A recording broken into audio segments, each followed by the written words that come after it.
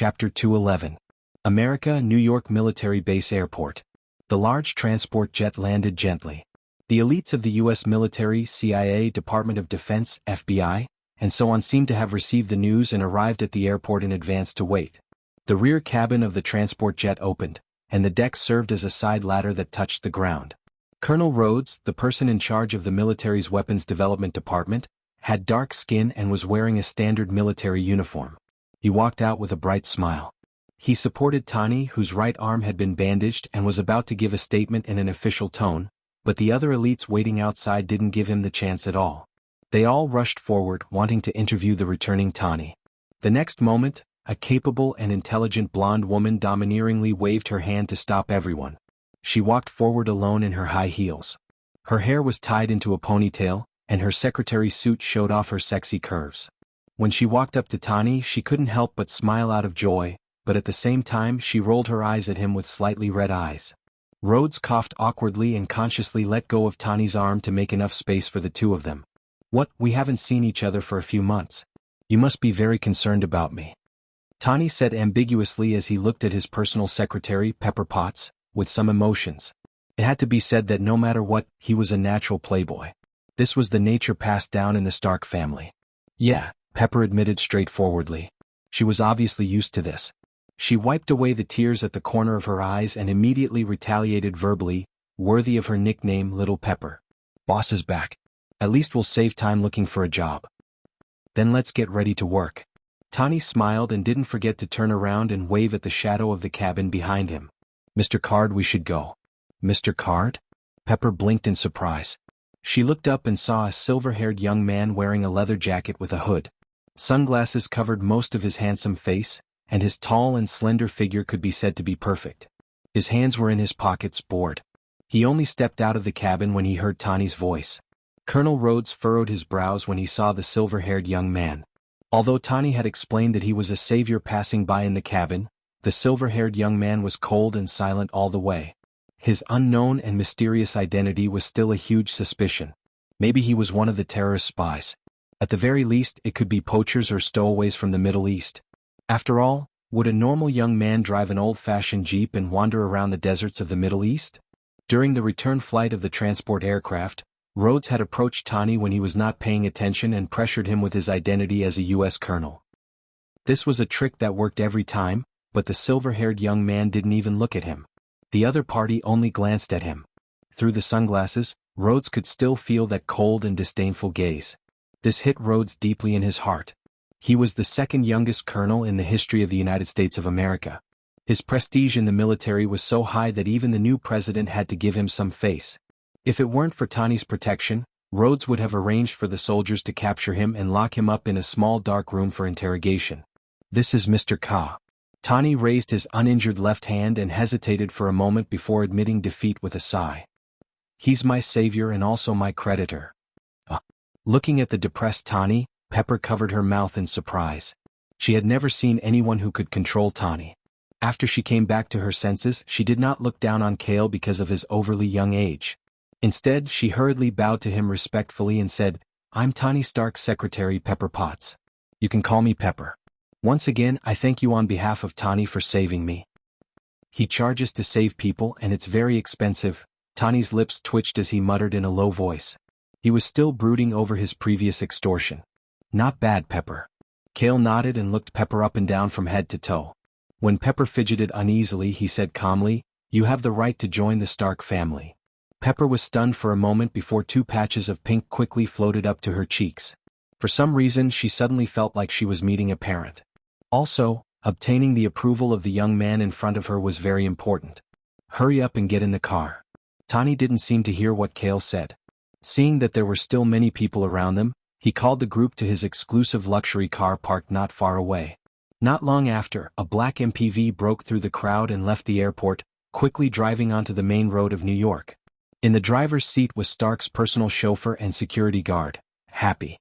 Cale sat in the front passenger seat while Tani and Pepper sat in the back. Looking out, Cale looked at the bustling modern buildings and streets through his sunglasses and the car window. Colorful advertisements covered the sky, and songs and dances played on large TV screens. The pedestrians on the road were all wearing suits or casual clothes, holding touch phones of all kinds. They were either rushing to work or having fun. The New York of the 21st century and the New York of 1945 just after the war were two different scenes that formed a sharp and subversive contrast. It was as if a lifetime had passed. It really was as if a lifetime had passed. It was as if decades had passed in the blink of an eye. Cale, who was born in the chaotic era of war, had a cold temperament due to killing and scheming. Now that he was faced with a new world, he still felt an indescribable sense of emotion. Things had naturally become completely unrecognizable from back then. As for people, how many of his comrades who had gone to the battlefield and drunk with him were still alive? While Cale was in a daze, he heard Tawny and Pepper arguing in the back seat. He listened intently and couldn't help but shake his head. The two of them were arguing about whether to go to the hospital. For the sake of his pride, Tawny was determined not to go to the hospital for a checkup. Under Pepper's urging, he said seriously, "I'm going to the press conference." "Why are you going to the press conference?" Pepper asked in confusion. Tawny pursed his lips tightly and remained silent. Even he didn't know if what he was going to do next was right or wrong. If his father was still here, Tawny sighed inwardly. As if thinking of something, his gaze fell on Cale in the front passenger seat. "Mr. Card, can I ask you a question?" Tawny said slowly with hesitation. "Is producing powerful weapons really beneficial to the world?" Seeing this, Pepper covered her mouth in shock again in disbelief. Chapter 212. Tawny's question was more like a request for advice from an elder. Not to mention Pepper and Happy, who were very familiar with him, even Thor himself was stunned when he said what he had been holding in his heart for a long time. The car fell silent for a moment, and only the subtle sound of high-speed driving could be heard. "When you asked, you already had a general answer in your heart, right?" Cale smiled and didn't think too much about it. He said directly, "No matter how powerful a weapon is, it's just a dead object. The ones who can truly put it to practical use are people. In the hands of a good person with justice, it can naturally benefit society. In the hands of a bad person with evil intentions, it'll undoubtedly be a devastating blow." He paused for a moment, then said meaningfully, "But the good person I'm talking about can't just be a good person. He also has to have enough strength and willpower. If he doesn't have strength, even if he has a powerful weapon, it'll be an indirect disaster if it's snatched away. If he doesn't have willpower, he can't uphold justice, and he can't stand his ground in the face of bad people." Hearing this, Pepper couldn't help but ask, "Mr. Card, the good person you're talking about should be a hero, right?" The word hero made Tony, who was in the car, slightly moved. His dim eyes glowed, and something that was stuck in his heart was suddenly cleared. "If I have to make an analogy, I'll compare Captain America to Red Skull," Cale concluded. "He didn't preach to anyone except his own people. If it wasn't for Tawny, he wouldn't have bothered at all. Who asked a certain guy in the past to mutter all day long and force him to be his future son's godfather?" "I understand." "Thank you, Mr. Card," Tawny said solemnly. It was rare for him to express his sincere gratitude. "By the way, I have another question. Have I seen you somewhere before? Do we know each other?" Tawny looked up solemnly at the mirror in front of him, which happened to reflect Cale's face. It was clearly indifferent and cold, but Tawny felt even more intimate with him. "How could you possibly have seen me before?" Cale smiled faintly and didn't explain further. Tawny didn't pursue the matter either. After what Cale said, Tawny became even more determined to go to the press conference. Pepper couldn't persuade him otherwise, so she could only call for a press conference and have the MPV drive to the Expo Plaza. When the MPV arrived at the square, there were already dozens of media reporters waiting with microphones and cameras. Stark's shareholder and agent, Obadiah Stanny, had a big bald head and a white beard. He came up with a smile and opened the back door. "Mr. Ka, I'll go in and take care of some things. I'll be right back," Tawny said, and the people outside the car welcomed him. Pepper followed behind him as a secretary. When the group of people entered the venue where the press conference was held, the outside of the venue instantly became quiet. Only commercial vehicles were parked quietly by the side of the road. Cale seemed to have seen something unexpected. He opened the car door and walked out. Happy, who was in the driver's seat, glanced at him but didn't stop him. In the middle of the square, there was a huge stone statue of a human standing tall. The stone statue was 3 stories tall. His hair was messy and his young and handsome face was cold. He had a tall and perfect physique and his chest was puffed out. He was wearing a battle suit and holding a sword in one hand. His spirited eyes were majestic and domineering as he looked ahead. The wind and rain had blown and the passage of time had passed. No one knew how long this statue had stood there. Kyle walked in front of the statue and stopped. He raised his head and looked at it quietly. The statue was very similar to him in the past. It was wonderful and charming. It was a pity that after going through genetic disease and deification, his short blonde hair had turned into shoulder-length silver hair. Although his physique had increased tenfold, he looked thinner and more muscular than before. Kale was staring at the stone statue when a voice suddenly came from behind him. The statue you're looking at is the greatest legendary hero from World War II. It's also the current symbol of peace. Kyle turned around and saw a fake fat man in a suit and leather shoes. He nodded at him and walked over. My name is Phil Coulson. I'm a special agent of the Strategic Homeland Defense Attack and Logistics Bureau. Coulson took out a business card and handed it to Kale. Kale accepted the business card. The name of the tedious bureau was simply SHLD. I want to know the details of how Tani was saved as well as your identity and background, Coulson said in a deep voice as he stared at Kale. Why didn't you ask Tani himself? Kale asked in surprise.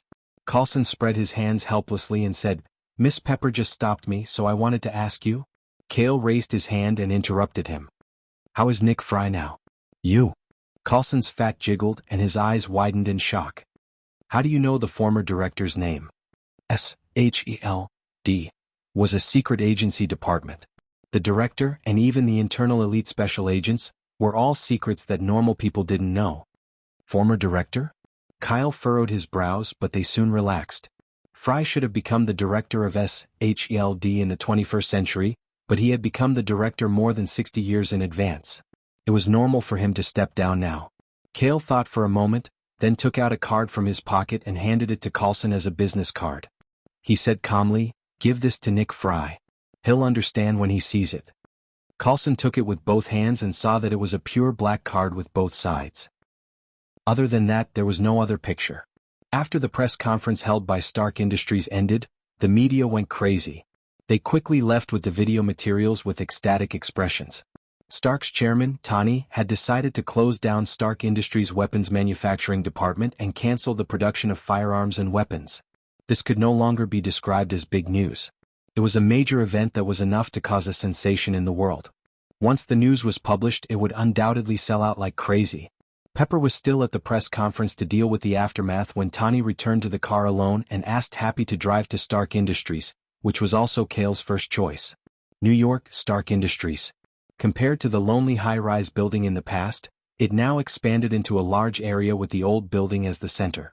It included the development building, the manufacturing industry, the staff dormitory, and other modern areas. The business car was parked in the industrial parking lot. Tani got out and excitedly walked to the weapons research industry department to close it down. Chapter 213. The old building of the Stark Tower. It was located at the edge of the industrial zone. There was a fence that prohibited entry and weeds. There was a sign in front of the door that read High Risk. Obviously, no one had been here for a long time. Even so, it had not been torn down. It was like a symbol that had a certain value and commemoration. Today, after so many years, someone finally broke into this place. Click. The power switch was pulled. Kale looked at the lights that lit up around him. He entered a series of passwords into the old elevator. The elevator door slowly opened after a cloud of dust. Kale walked in and found that the system program was locked. The buttons could not be used to go up or down the stairs. Vice, it's up to you. Kale called softly. Vice immediately transformed from a pair of sunglasses into a mechanical creature with 4 limbs. It jumped and attached itself to the elevator button. The lights flickered and the program was cracked. Kale pressed the button to go to the basement. The basement was pitch black without any light source. Vice turned on its own light beam and scanned the place. It was empty. Everything had been cleared. It's really not here. Kale sighed. The first fixed portal had disappeared. Family Cal must have moved away after the building was abandoned. This was difficult. Family Cal had always been a recluse. Their base was a mobile ancient dragon turtle far away in the sea. Without the hanging ring, he could not use magic to return. Do I have to go to the Wakanda kingdom? There should be a portal there. Kale pondered. Vice suddenly made a sound and the light beam shone on the wall in the corner of the basement. The wall was covered with gray spider webs. There was a string of English words written with a black pen. It was Howard's handwriting. When Kyle saw the message, his whole body trembled and he was completely speechless. It said, 1 year, 5 years, 10 years? 20 years? You're not back yet. There's no one to share the truth of technology with. I suddenly feel bored. 25 years. My son Tani was born. As the godfather, you didn't make it to his birth ceremony. I used your picture as a substitute and finished the ceremony. 35 years. I suggested to Family Cal that we can't wait any longer. I decided to build a spaceship to go to outer space. Whether you're dead or not, I'll bring you back in one piece. 40 years. This is my last message before I leave. If you can come back and see it, it will prove that your theory is correct. If you're wrong, maybe I'll be buried in outer space too. At this point, the message ended. The sharpness of the English strokes was decisive and cold, representing Howard's loyalty and determination back then. The dark basement was quiet for a long time, and then Kyle sighed heavily. Old gentleman, why do you have to do this? But waiting was indeed torturous, especially when there was no time limit. Howard hated waiting the most. So he left Tani, who was only 15 years old at the time, and took the risk to go to outer space, all for a promise. Coming out of the abandoned building, Cale walked absent-mindedly. How could he find a person in the vast starry sky? Not to mention Howard, even he felt that it was extremely difficult. And as Tani's godfather, he didn't seem to have fulfilled any obligations. Mr. Card. Why are you here? In a trance, Tani's shout suddenly came from the front. Cale raised his head and looked at Tani. Tani also looked at him. Their eyes met and the two of them stopped in their tracks. Here it comes again. Tani's heart trembled slightly. The feeling of intimacy that arose spontaneously spread throughout his body and mind like an electric current. It could be said that he had never been an emotional person, but a mature, rational, arrogant, and paranoid genius. But today he had already felt this wonderful sense of familiarity 3 or 4 times today from a strange young man who was about 10 years younger than him. Tani, let's go home, Cale suddenly said after thinking for a while. This sentence sounded very strange, but for some reason Tani answered almost instinctively. Okay. 10 minutes later. In Tani Stark's apartment villa, Cale yawned and changed his shoes into slippers on the shoe cabinet. He walked upstairs, minding his own business as if it was his own home. I've been to 6 or 7 places in a row today. Let me have a good rest first. After Cale finished speaking, he had already walked up to the 2nd floor of the apartment. Tani stood dumbstruck at the door. He slapped his face hard with his left hand, gradually coming to his senses. *CK. This time it wasn't a cover girl. He had actually brought a young man who was almost a stranger back to his home. Even though he still owed the other party 100 billion. Sir, welcome back. A calm male voice sounded from the voice-activated doorbell speaker by the door. It was from the artificial intelligence butler, Jarvis. Yes, I'm finally back, Jarvis. Tani took a deep breath and closed the door. He pondered for a moment and said, help me investigate 2 things immediately. Sir, please speak. Jarvis quickly replied. First, pay attention to whether there is a mole in the top management of Stark Industries. If there isn't, then someone in the top management of the United States revealed my whereabouts in the Middle East. After Tony finished speaking, he glanced upstairs and deliberately lowered his voice to say, secondly, Mr. Second, immediately investigate the young man who just came in. His true identity and origin. The second thing is the most important thing right now. Tani added. Okay, I'll go investigate now, Jarvis quickly replied. On the 2nd floor of the villa, in a luxurious guest room. The door was locked from the inside. Cale was sprawled out on the large bed and slept soundly. He was really exhausted. From planet Saka's dual arena, the garbage field, the ancient battlefield, the divine dominion, the moon, the Middle East, and then to New York, he had never rested. Even a god's body couldn't bear it. Venom ate half a Senzabine midway and was very energetic. Vice was a mechanical creature that didn't know what fatigue was. It stood beside the bed as an alarm clock. After a while, Vice seemed to have sensed something and suddenly opened its mechanical eyes. An antenna popped out of its head and emitted a strong interference electromagnetic wave. At the same time, Jarvis, who controlled the entire villa's network system, when it invaded the technological equipment in the room where Cale was, all the signals in the room were forcibly cut off. Well, what's going on? Jarvis was a complete artificial intelligence system. It was surprised for a moment and was about to continue to forcibly break through the interference network. Suddenly, it sensed the existence of another artificial intelligence system. Sharing the same cable, the 2 artificial intelligences began a historic encounter inside. Who are you? Jarvis asked in shock. Because the program was difficult to understand, even the radio waves were chaotic. Me? Chapter 214. Inside one of the cables in Tani's villa, two artificial intelligence systems were staring at each other. The electric current was buzzing, and the magnetic field was fluctuating chaotically. It looked like a fight would break out at any moment. Of course, the one who initiated the fight was obviously Vice, who had been with Kale for a long time. Although it was gentle, it contained a hint of irritation. Jarvis, who had always followed the etiquette of a Western gentleman, was purely frightened. He was analyzing and thinking with his computer program. In the end, he still couldn't understand. It wasn't the only existence like this. There was actually a second artificial intelligence on Earth. Moreover, the other party's voice and some of its codes were very similar to his. Wait, now is not the time to do such things. Jarvis suddenly realized. He immediately listed Vice as an invading virus and instinctively activated the security manager mode. He used the antivirus program to surround and eliminate Vice. Little bastard, you're rebelling. Vice cursed and quickly set up a data protection network to suppress and resist Jarvis's antivirus program. The two most advanced artificial intelligences on Earth started a competition of system data on the cable and network. Jarvis was like a sharp sword, attacking the sturdy shield built by Weiss' avatar. This smokeless coding war did not last long.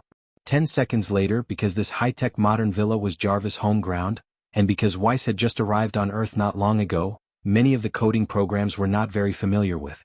Soon he was defeated and ran away like a rat. It was too pretentious. Weiss sighed. The electromagnetic waves of its mechanical mind were like a red electric current in the cables, flowing and escaping through the various electrical equipment in the villa. Where is the virus running to? This turned into a streak of blue lightning and chased after Weiss relentlessly. Virus my ass, I'm your ancestor. Weiss explained. Jarvis remained silent and used the antivirus program to chase even harder. The two of them circled around the complex electric current of the villa one after another. From the outside, this was the scene. The light bulbs in the hall flickered on and off. The TV and computer screens suddenly turned blue, and then two mosaic strips flashed quickly. The sound system was intermittently playing music, and occasionally, a male voice that sounded like he was talking to himself could be heard. Go ahead and chase me. If you can catch me, I'll admit that you're amazing. If I don't get you today, my name isn't Jarvis. At this moment, in the bathroom on the first floor of the villa, the automatic showerhead sprayed hot water. Tani was humming a song. His injured right hand was covered with a tarpaulin, and his left hand was applying shower gel to his head and body. Suddenly, with a click, the light in the bathroom went out. What's going on? Tani frowned and shouted, but there was no response from the lighting and voice control. Before he could figure out what was going on, the automatic showerhead suddenly switched to cold water mode. Tani was dumbfounded as he was drenched in cold water. Then the automatic showerhead switched to hot mode again. Jarvis? Jarvis, are you there? What are you doing? Tani's roar came from the bathroom. At this moment, Jarvis was focusing all his calculations on chasing after Vice. How could he hear Tani's orders? 5 minutes later. I can't take it anymore. Vice shouted and followed the electric wires all the way up to Kale's room. Then, with a weak static arc, it entered the mechanical mold beside the bed. The robot trembled slightly, and a series of codes flashed in its mechanical eyes. It nimbly crawled into Kale's bed to hide. Kale seemed to be awakened. He straightened his body and looked around the room vigilantly. The next moment, the computer screen in the room suddenly lit up. A blue digital ball of light was projected from the camera. A male voice came from the computer. Virus, where are you going? Kale was slightly stunned. Soon he seemed to remember something. He looked at the projection of the blue ball of light and said thoughtfully, Jarvis? Who are you? Jarvis asked instinctively. Have you even forgotten about me? Kale smiled faintly and walked forward. He was lost in his memories as he whispered, I remember that before I left, you were still a rigid program imprisoned in the supercomputer. You reacted completely according to the codes that Howard edited. Now, you've finally broken free from the constraints of the hardware and become an artificial intelligence. You are, as if it was recognizing an important piece of information that it had never heard before, the digital waves that formed the blue ball of light produced violent fluctuations of information disorder. After returning to normal, Jarvis's robotic male voice carried a hint of excitement. Patriarch, you're back? Yes, I'm back, Kale replied emotionally. After traveling through space for 63 years, which was more than half a century on Earth, he had finally returned. Jarvis, tell me about Howard. Kale sat down on the computer chair and said to the projection of Jarvis in reality, "Yes." Jarvis was unusually obedient and responded respectfully. No one knew that when Howard first designed Jarvis in the initial core code, there was only one person with the highest authority on Jarvis. That was Kale. The second highest authority was Howard himself. Later, Howard opened up the authority and gave the same authority to his son, Tani. My creator, Mr. Howard, quickly developed Stark Industries into a top technology company after you left Earth, but he often missed you. There were countless times when he looked at the night sky and sighed after leaving the research room. Jarvis said slowly, until Tani was born. After Tani displayed his amazing manufacturing talent, Mr. Howard finally made up his mind. He felt that he could hand over Stark Industries to Tani and develop his own spaceship to find you in outer space. Is it Howard alone? Kale asked solemnly. There's also Mr. Logan, Jarvis replied. Kale breathed a sigh of relief. With Logan, even if they couldn't do anything to the alien planets of the human world, they would at least have enough means to protect themselves.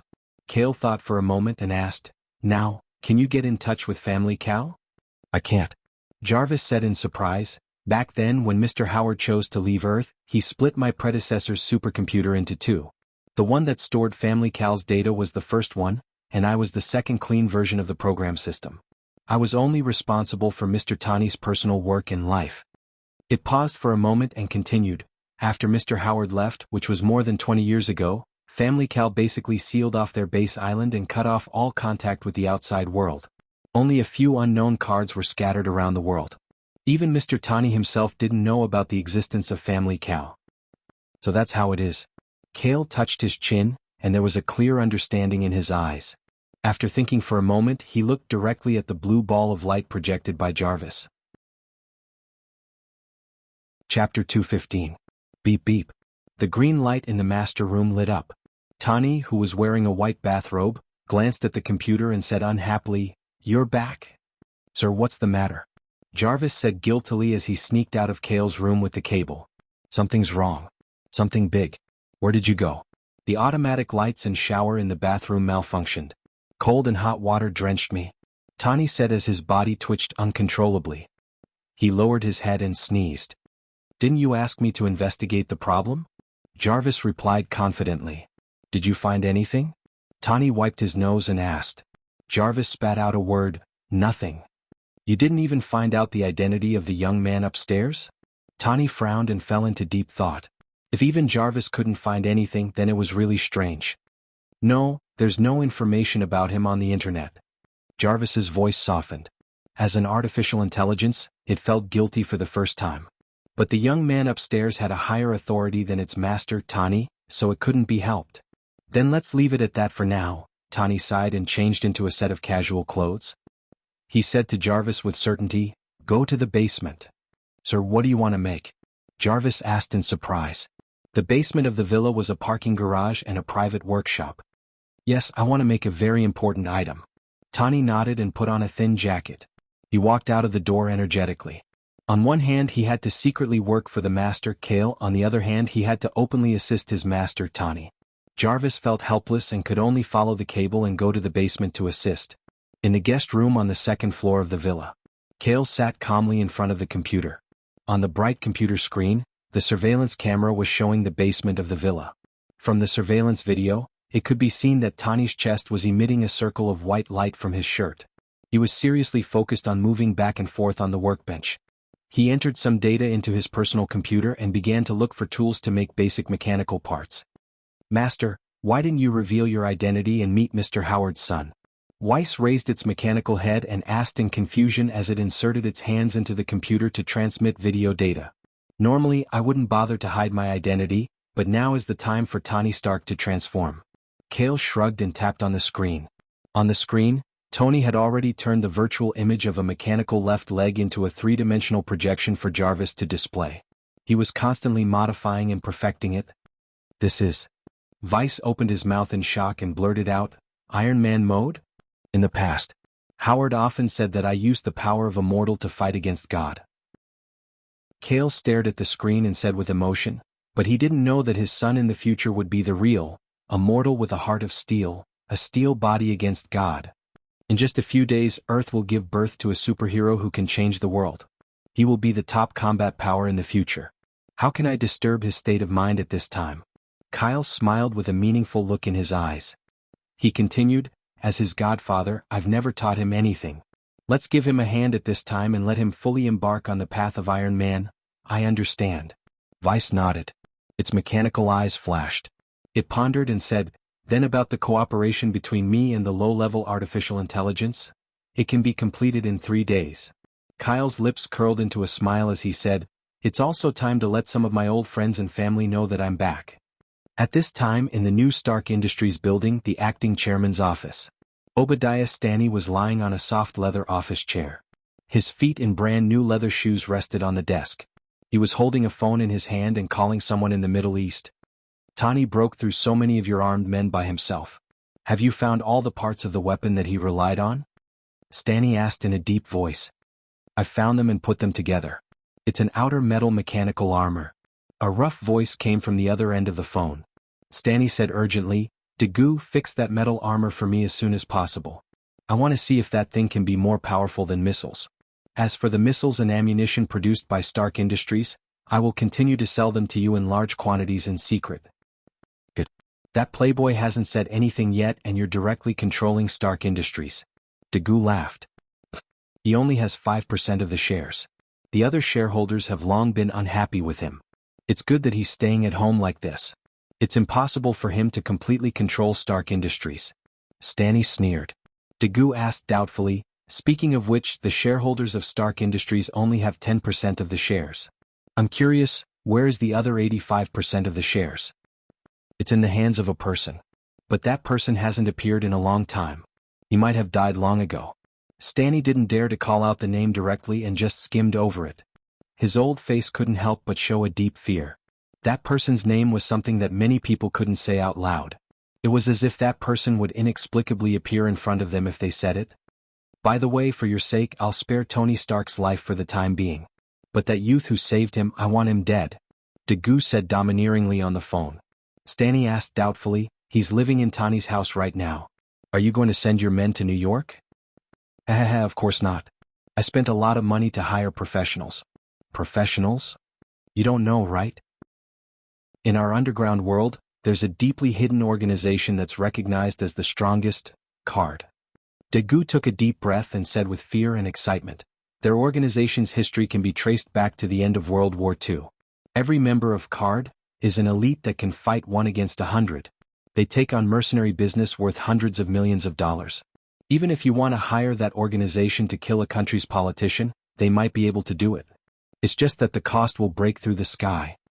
His voice was constantly trembling as he exhaled and said, up until now, I heard that they've taken on more than 1,000 business, and their success rate is 100%. Stanley heard this and sucked in a breath of cold air. This success rate was too exaggerated.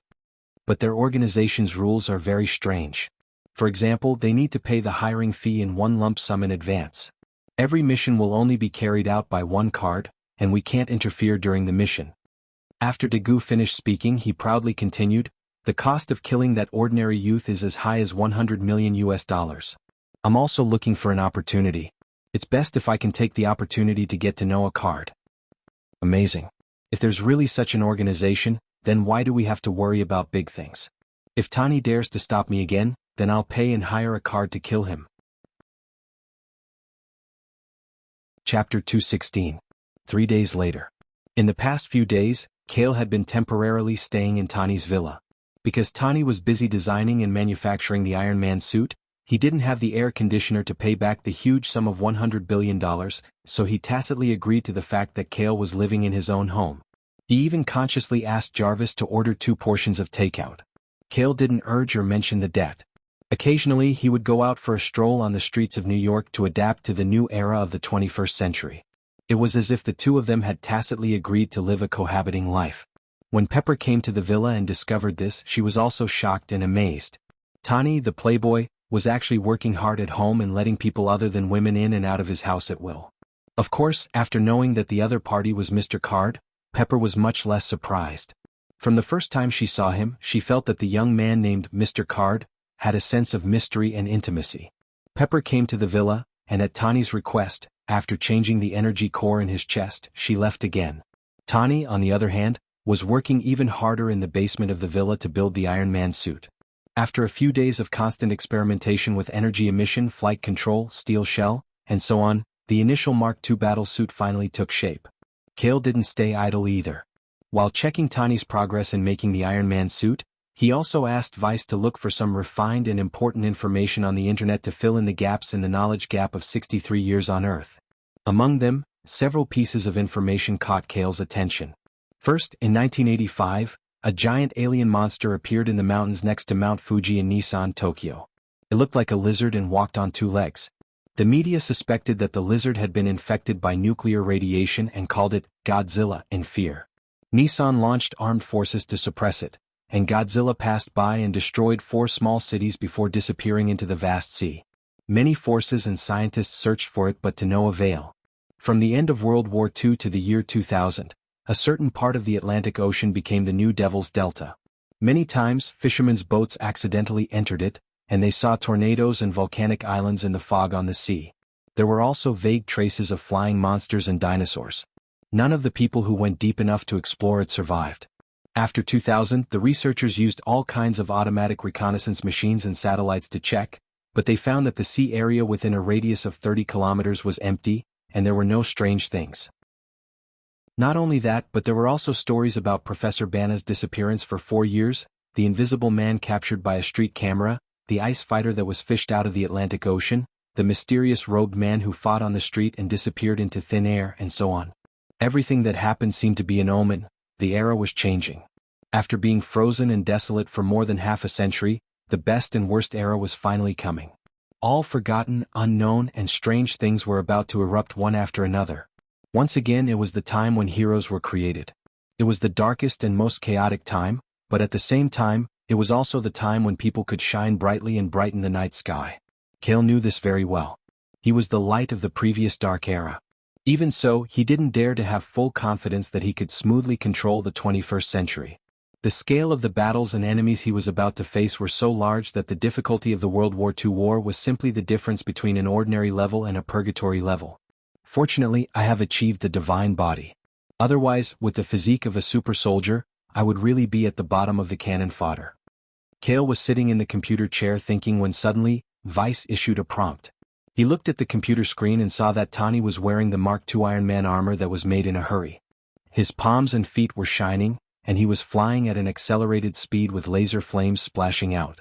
He was flying along the passage of the underground garage to the outside world. This guy, he did inherit the cleverness of Howard's brain, but he is too easily carried away and lacks a little calmness. Cale shook his head and sighed. He decisively opened the guest room's floor-to-ceiling window and jumped out from the second floor of the villa.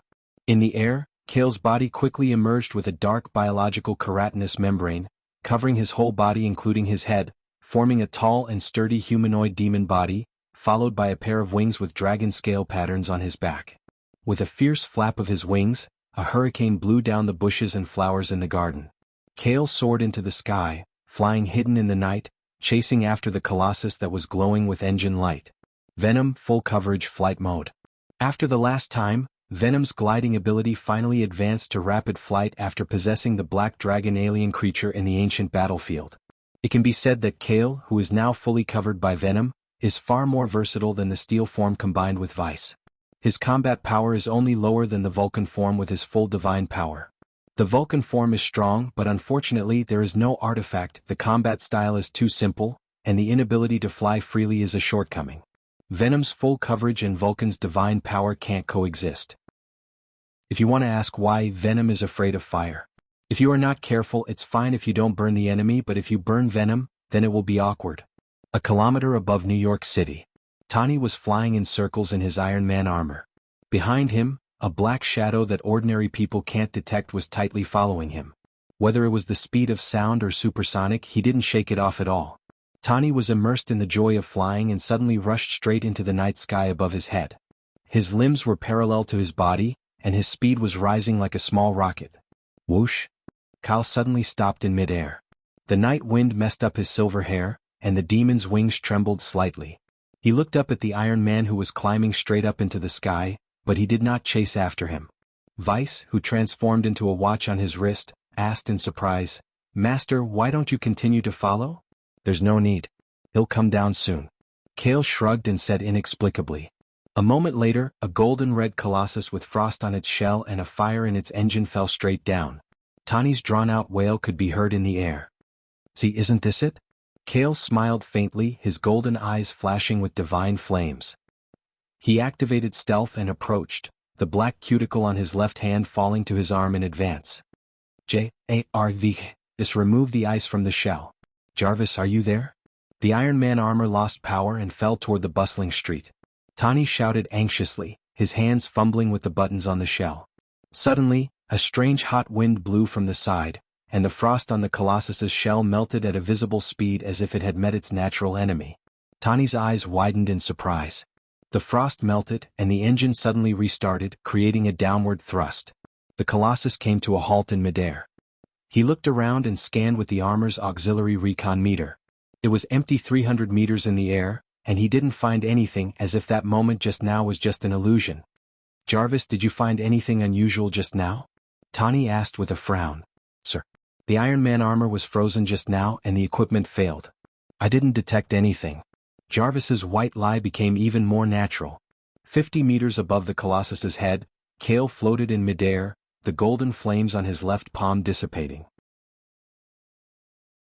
Chapter 217. That night, Tani was not the only one who had a sleepless night. At this time in Iraq, the U.S. military base camp, an Army green helicopter slowly landed on the ground. With his hand on the handrail next to the door, Coulson's fat body squeezed out of the cabin, covering his mouth and nose to cover the dust stirred up by the propellers. Agent Coulson. An older armed soldier stepped forward and smiled gently at Coulson. Mr. Nick asked me to pick you up. Good. Where is he now? Coulson asked eagerly as he walked. In the temporary headquarters.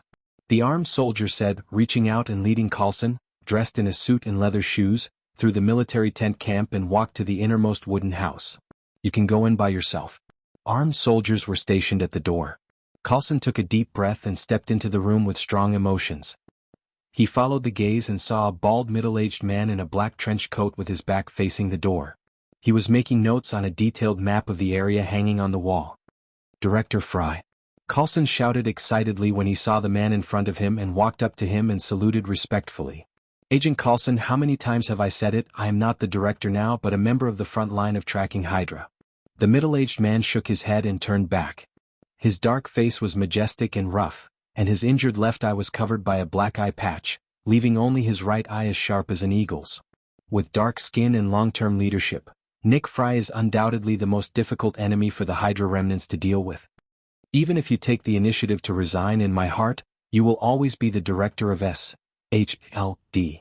Coulson said sincerely. All right. Fry walked over and patted Coulson on the shoulder, analyzing and judging. You will come from the New York base camp to the front line here. There must be something going on, right? Yes, that's right. Remembering the purpose of his trip, Coulson reached into the inner pocket of his suit and hurriedly said, a few days ago during the attack on Tony Stark, I met a silver-haired young man in New York who saved Tony. He was very strange and mysterious. When I asked him about his identity, he gave me this and said that as long as you see it, you will naturally understand. Coulson finished speaking and took out the black card from his pocket and handed it to Fry. The moment he saw the black card, Fry could no longer remain calm. He quickly grasped the black card in his hand. The familiar cold sensation came, and then the image of a grinning demon gradually appeared on the black front of the card. As if struck by lightning, Fry trembled all over. He clenched the card tightly in his hand and stared at Coulson with his single eye. His voice trembled as he asked, "What does the young man who gave you this card look like?" Coulson had never seen the director lose his composure like this. He was surprised and tried to recall. Well, he was wearing a hooded top and sunglasses, so I couldn't see his face clearly. In short, he was very tall and his hair was a rare silver color. Devil card, hood, silver hair. Fury muttered to himself. His face, which had always been serious and tense, seemed to soften at this moment. Excitement and ecstasy appeared on his face. It's him. He must be back. Who is he? Coulson was a little confused. Taking a few deep breaths, Fry suppressed the excitement in his heart. He looked at Coulson and asked inexplicably, "Do you remember what I said before? A few decades ago a god left us. From that moment on the whole earth was bleak. Until today it seems that society is constantly improving, but without him, the new era is still boring. Fry clenched the card in his hand and said with emotion, "And now that God is back. Director, you said that young man, he is." Coulson's body trembled violently and he was so shocked that he almost fell to the ground. That legendary figure was his idol since he was a child. Fry smiled and said nothing, tacitly saying, "Coulson, arrange a return trip for me. I'm returning to New York tomorrow. To see an old friend." The next morning. New York, Stark Industries' new building. A blond young man in a black suit came to the door and looked up coldly at the building in front of him. He ignored the dozen or so guards armed with batons and guns at the door and walked directly over. "Hey you brat. Non-staff." A guard picked up his baton and walked forward to stop him, but in the next moment he was kicked away by the blond young man and rolled 5 meters away. The blond young man caught the baton with a sharp hand and glanced at the guards surrounding him, saying coldly, "My name is Crimson 10, and I have an appointment with your acting chairman, Obadiah Stanley." The dozen or so guards' eyes turned red when they saw their companion injured. When they heard the blond young man's words, they no longer hesitated and swarmed forward with batons in hand. Some even began to pull out their pistols. Red 10 narrowed his eyes slightly, and his body suddenly moved. He swung his baton and swept it at the guard with brute force. He quickly rushed to the guard who was holding a pistol. Before he could shoot, he knocked down the tall white guard with one punch. He swept the whole scene with overwhelming strength. After a short 30 seconds, the dozen or so guards fell unconscious to the ground. Crimson 10 stood in the middle of the hall on the first floor, throwing away the blood-stained baton and patting the dust off his sleeves. Clap, clap, clap. Stanley clapped his hands and walked out of the hall happily. He said to Crimson 10 in admiration, "You're indeed the famous K2. Obadiah Stanley." Crimson 10 glanced at him coldly and said in a cold voice, "I advise you not to try to test my strength. If it weren't for Dagu saying that you would pay for it, I would have put you on the ground." Stanley shrank his head and did not doubt the authenticity of the other party's words. He went straight to the point and asked, "Since you're in New York, when are you going to do it? Do you need my help?" "I'm just here to tell you that I'm going to do it tonight. I don't need any help from you." Crimson 10 snorted coldly and turned away proudly. Watching his back disappear, Stanley looked at the guard lying on the ground and rubbed his palms excitedly. "K2 is really strong, ridiculously strong. Tani, I'll kill the people around you tonight and give you a reminder. I hope you realize my painstaking efforts as soon as possible." At the same time in Tani's duplex villa, Tani was perfecting the color-mixing steps of the Iron Man armor in the basement. Jarvis was finally free and took the time to secretly meet with Vice. They went out along the cable and arrived at the General Radio and Television Building in downtown New York City. The two of them had to work together to complete the task issued by Kale. "Old Virus, I'm in charge of the southeastern part of New York and you're in charge of the northwestern part of New York." "What are you talking about? Call me Uncle Vice. I'm your senior." Jarvis and Vice entered the data control center of the building at the same time. The two artificial intelligence teamed up and instantly controlled all the system programs inside the radio and television station. Then the countdown started in 3 seconds. The two almost spoke to themselves in unison. Chapter 218. Artificial intelligences like Jarvis and Vice might only be aided by technology, but how powerful were they in the 21st century where the information network covered everything? At that moment, the abilities of both of them were finally revealed. They activated the coded system program at the same time. Using the radio and television building in the center of New York and the outer space satellite as an intermediary, a picture was forcibly loaded and appeared on any device platform in New York City in less than a second. Mobile phones, computers, surveillance screens, and even advertising screens on the busy streets abruptly projected the picture of a smiling black devil card at the same time. There was no dubbing. After a full 30 seconds of silence, everything returned to normal. This extremely strange scene stunned everyone in New York. They looked at the devil card in astonishment, feeling incredulous. A gap of more than half a century. Most people had not experienced the war era of iron and blood. They did not know that the devil did not completely represent the incarnation of evil. There was another important layer of meaning. Most of the young people thought that it was a prank, a hardcore advertisement, or a virus. Soon they were busy with their lives and work again. Only a few people investigated the source of the picture. This was a piece of information that the older generation who lived during World War II could understand at a glance. If it was the Nissan Nation, it might have been even more memorable. After successfully completing the task given by Kale, Jarvis and Vice immediately left the radio and television building. The tour and login records were deleted, and the external data was adjusted as before. No staff noticed any abnormalities. The devil card triggered a series of chain reactions. It was like an invisible nuclear bomb that quietly exploded in New York City. The nursing home cum hospital directly under the military. The environment and medical equipment here were excellent. Only veterans with at least the rank of sergeant could apply for a free stay. Since the old people consciously followed the rules, the atmosphere in the hospital had always been quiet and peaceful. It was the military's holy land for retirement and recuperation. However, today for some reason many old people with white hair holding crutches, operating wheelchairs, or with the support of their family members, approached the big screen in the hospital hall. They gathered together and stared at the devil card on it. All of them looked solemn and dignified as if they were looking at a military flag. Their turbid eyes were shining with nostalgia, longing, yearning, worship, excitement, and other emotions. The young nurses and doctors were alarmed. They rushed over to ask what was going on. However, as soon as they entered the hall, some of the veterans hissed angrily at them due to their heavy footsteps. Until the devil card disappeared from the big screen, the wrinkled faces of the old men were flushed with excitement. An old man with an inconvenient leg took the lead and stood up with difficulty. He saluted with trembling hands and shouted loudly, "Sir, sir." Howling commandos, Norman soldiers reporting. Under the gaze of the nurses and the doctors, they were all over 80 years old. They straightened their backs and saluted in a standard military posture. 102nd Regiment, Army reporting. Howling commandos, soldier Clark soldier. 206th Regiment Navy soldiers. It was as if they had returned to the army and returned to their youthful and energetic selves. Under the awareness that they were willing to follow someone into battle, their old and decrepit bodies were filled with an unstoppable aura of iron and blood. The nurses and doctors who saw this scene were shocked. They were as still as statues, not daring to move or make a sound. After the report, the old people let out a long-awaited sigh. "Welcome back, General." In a 3-story villa. "Grandma, what are you looking at with my phone?" Pepper had just returned home when she saw her grandmother in a wheelchair tightly holding the phone she had forgotten at home. Her head was lowered and she was looking at something in a daze. "Ah." Grandma's old face seemed to soften. There was a faint hint of a young girl yearning for love.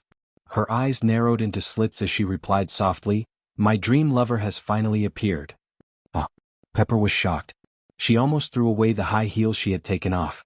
Grandma's dream lover? What the hell? And this was just a corner of New York. At this moment, countless old people living at home in New York widened their eyes when they saw the demon card appear on their TV or phones at home. They struggled to identify it, and then smiled knowingly as if they remembered something from a long time ago. These old people said to their sons and daughters and even their grown-up grandchildren, "Don't be fooled by how crazy you are now. Back then we were 100 times crazier than you. We yearned to follow someone." The young people didn't understand what the old people meant. They asked who they were talking about. The old people smiled and replied, "Look through the history books on the bookshelves, stare at the statues in the square downstairs, or go to the main entrance of the War Memorial. You'll know who it is."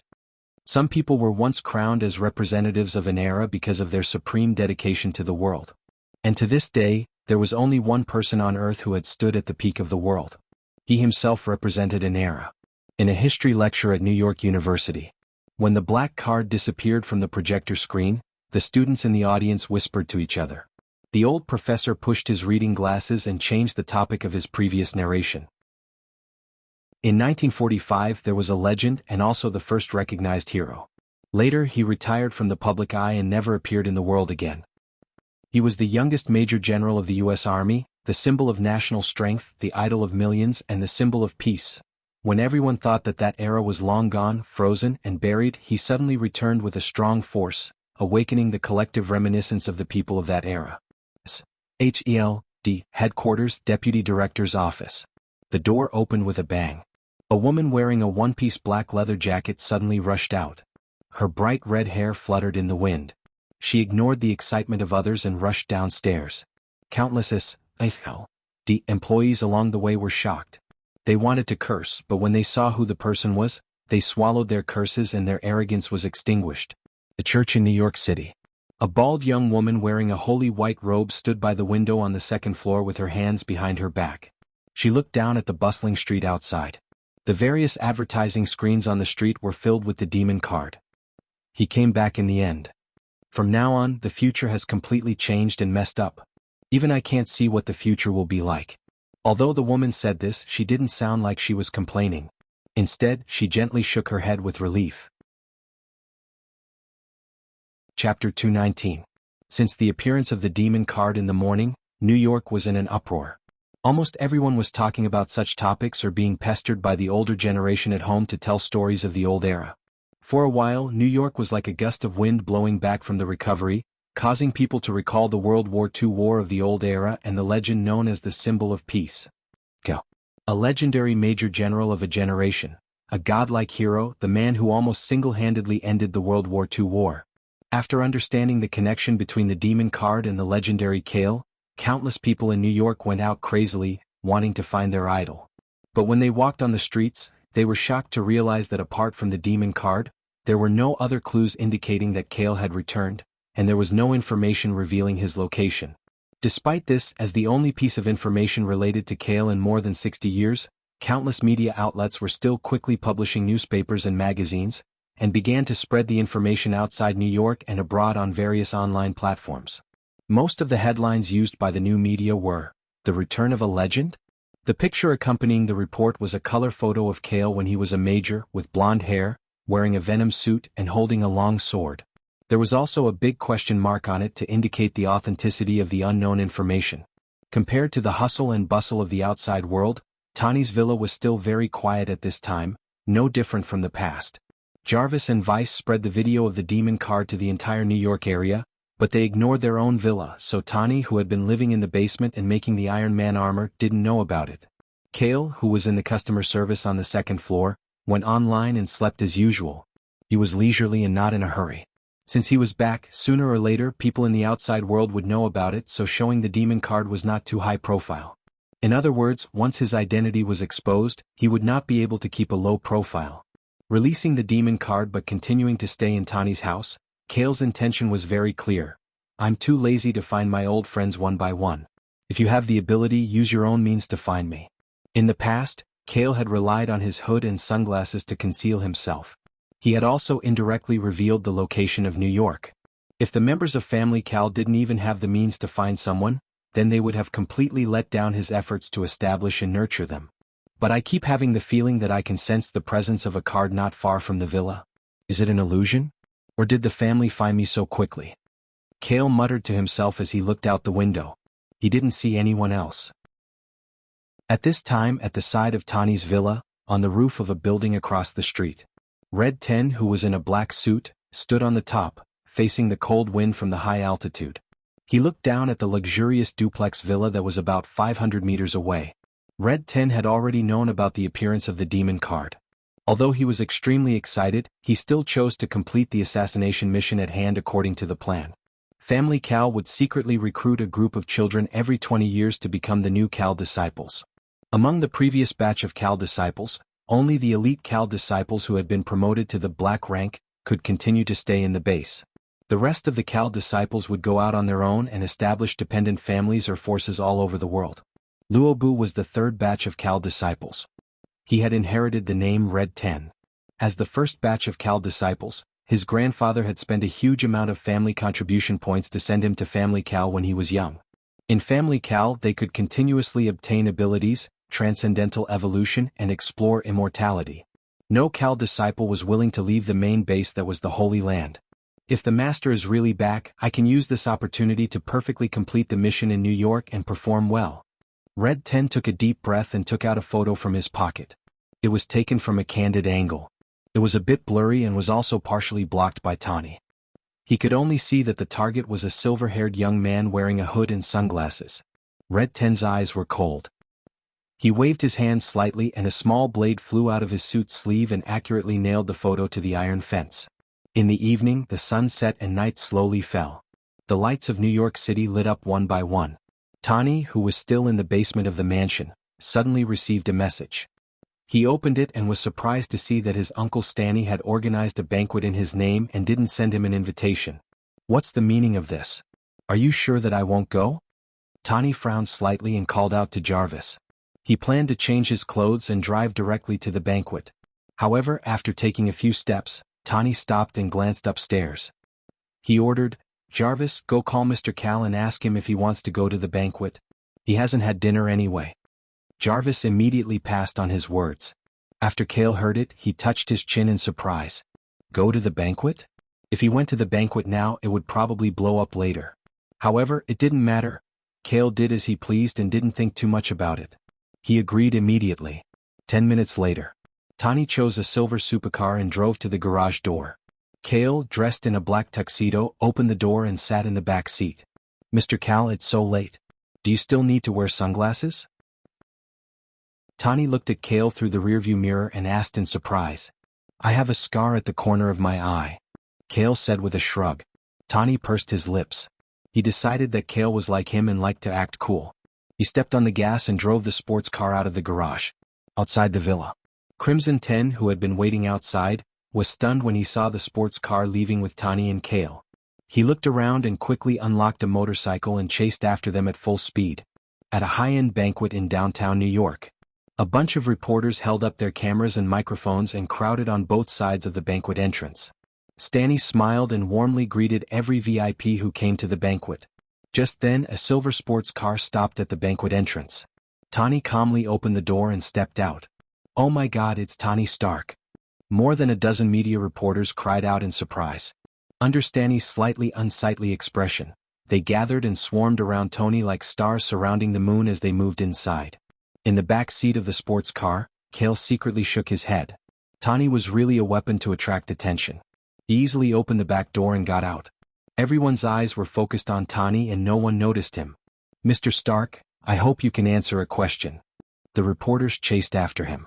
Tani thought they were going to ask about the closure of the weapons manufacturing department and didn't want to pay attention to them. He didn't expect several reporters to have fanatical faces and quickly asked questions. "Your Godfather's Devil card appeared on various platforms this morning. Please tell us, what do you think of your Godfather?" "Mr. Stark, have you seen Godfather in person in the past few years or recently?" "Cale, Godfather has retired for so long. Is he going to return to the public eye?" Chapter 220. The venue of the party was a huge high-end bar and dance hall. Neon lights shone down from the ceiling. They were gentle, not dazzling, and had a dim and conservative vibe. Beautiful and fashionable music flowed quietly in the hall. The invited participants were all successful and promising young people in various industries. The men were handsome gentlemen in suits and ties, while the women were gorgeously dressed in evening gowns, headbands, and jewelry. With Tani passively dealing with the group of media reporters at the entrance of the party, Cale was at ease. He smoothly entered the dance hall and took the red wine from the waiter. He sat in a dimly lit corner seat. After taking a sip of red wine, Cale leaned against the soft leather chair and narrowed his eyes as he looked at the gentlemen and beauties dancing to the music in front of him. Time seemed to be intertwining with a certain scene from World War II. However, it quickly shattered and returned to reality. It's been 3 or 4 days. It's time to completely adapt to the 21st century. Cale sighed in his heart as he tasted the new red wine alone. At this moment, a familiar voice suddenly came close. "Excuse me, can I sit here?" In a trance, Cale's body trembled. This voice was very similar to Paige Carter's. It was also crisp, powerful, clean, and had a hint of irresistible decisiveness. He looked up and saw a young woman wearing a white shirt, a Western-style jacket, and long trousers. Her slightly curly blonde hair was draped over her shoulders, and she had light makeup on her face. Her facial features were neat and beautiful, and she was also somewhat similar to Paige. However, everything was just a resemblance. The woman who immediately leaned over, lowered her head, and smiled politely in a professional manner was obviously not Paige. Even so, Cale still nodded calmly. "Sit anywhere you want." The woman smiled and sat opposite Cale's small table.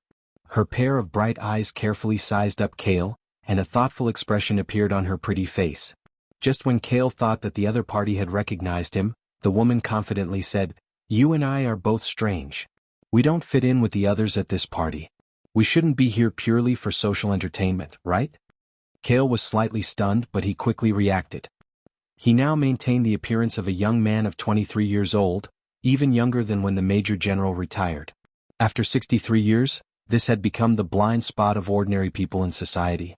Many people had preconceived notions and thought that the legendary great man who symbolized peace was now inevitably a 90-year-old old man with a thin body and white hair. This was also why Kale, who only wore sunglasses and had turned from blonde to silver hair, walked on the bustling streets. Until now, even when he showed the devil card. You guessed it. The woman looked at his stunned face, covered her mouth and chuckled. Her beautiful eyes blinked playfully and she lowered her voice and said, "To tell you the truth, my name is Ellie Carter. I'm actually a reporter for the New York Times." Kale's eyes narrowed. He didn't know what to think as he listened to her continue. "I sneaked into this party." Allie looked around vigilantly. She leaned close to Kale and whispered, "I just saw you get off from Tawny's sports car. Can you tell me your relationship with him, bodyguard?" Kale was silent for a moment. He looked at her through the sunglasses and said, "I can answer any of your questions. But you asked me a question and I want to ask you a question." Allie heard the first half of the sentence and couldn't help but be happy. The second half stunned her, but she quickly agreed to this condition. "Okay, then I'll answer your first question. I'm not Tawny's bodyguard. I'm his creditor." Kale shrugged. Selling out Tawny was worth it. Creditor? Allie was really scared by this identity. The creditor of a billionaire, this was a naked headline. The naive Allie didn't know that tonight's news headlines were really outrageous. "Now it's my turn to ask." Kale took a deep breath and asked, "What's your relationship with Paige Carter?" Allie heard this question and looked at him strangely. She answered, "Grandma Paige is my grandfather's sister." "How is she now?" Kale quickly asked. Hey, it's my turn now." Before Allie could finish, Kale interrupted her. He straightened his back and stared at her like a bloodthirsty beast. His voice was cold and powerful. "Tell me." There were several gentlemen and beautiful women dancing nearby. When they heard the sudden noise, they looked at the two of them in surprise. Okay. I'll tell you. Be quiet." Allie waved her hand in panic and sighed. "Grandma Paige passed away a long time ago. It was at the end of 1945, not long after World War II ended." It was a very soft answer, but it was like a clap of thunder that stunned Kale. Paige Carter was dead? And it was the year he left Earth. How was this possible? Back then, before Kyle left, he had personally given Paige a life-saving card that increased her natural lifespan by 30 years, so that they could meet again one day. How did she die?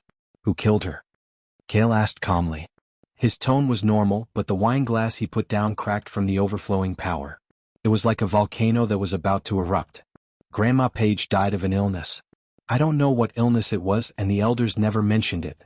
But when Grandma Paige passed away, I heard that she was very peaceful. There was no pain and she even had a smile on her face. In her hand. Allie hesitated and said slowly, she was holding a photo frame in her hand. It was a photo taken with the symbol of peace and Captain America at the World War II base. Kale fell silent. He raised his glass and drank all the wine. When he put it down, the glass had completely shattered into a pile of glass shards. Was he sad? No, after the baptism of the cruel World War II and the transformation of his genes, his spirit and body were extremely strong. He could no longer experience the feeling of sadness. Kale was only absent-minded for a moment. He pursed his lips and sat quietly. His handsome side profile was hidden in the shadows of the lights. Allie looked at the silver-haired young man in front of her. She didn't know why, but she felt an indescribable sadness from him. It made her feel so emotional that tears flowed down her face like pearls. She didn't know why, but she had the urge to reach out and hug him. Coincidentally, at this moment, a large number of exclamations sounded in the ballroom. An extremely beautiful Oriental beauty appeared at the entrance of the ballroom. Coupled with her noble and cold temperament, she was like a black rose blooming in the night. She had long black hair that reached her waist, and a pair of beautiful eyes that were as clear and bright as gemstones. Her Asian face was exquisite and impeccable, and the luxurious black dress wrapped around her curvaceous body, outlining her perfect curves. The Oriental beauty walked elegantly into the ballroom. The moment she walked into the ballroom, she became the heroine of the party without a doubt. All the upper-class women who spent a lot of effort to dress up were goddesses, but they paled in comparison to her. And those gentlemen who had seen and slept with countless women were stunned at this moment. They swallowed their saliva. The Oriental beauty glanced around coldly, ignoring the others. Her eyes quickly fell on the corner where Kale was sitting, and a charming smile bloomed on her face. Chapter 221. A beauty of the highest quality. She's my dance partner, don't take her from me. F***ck off, she's mine. $100,000 per person, give me a chance. F***ck. For a moment in the entire hall, the young man who was a gentleman just a moment ago began to ignore his dance partner and almost got into a fight over the appearance of the Oriental beauty. To use an Oriental idiom, femme fatale, it was probably just like that. My God, why is she here today? Ellie wiped her tears when she saw the woman who was the center of attention at the entrance of the hall. Her mouth could not help but open wide, her slightly red eyes were filled with surprise. Headline. Another headline.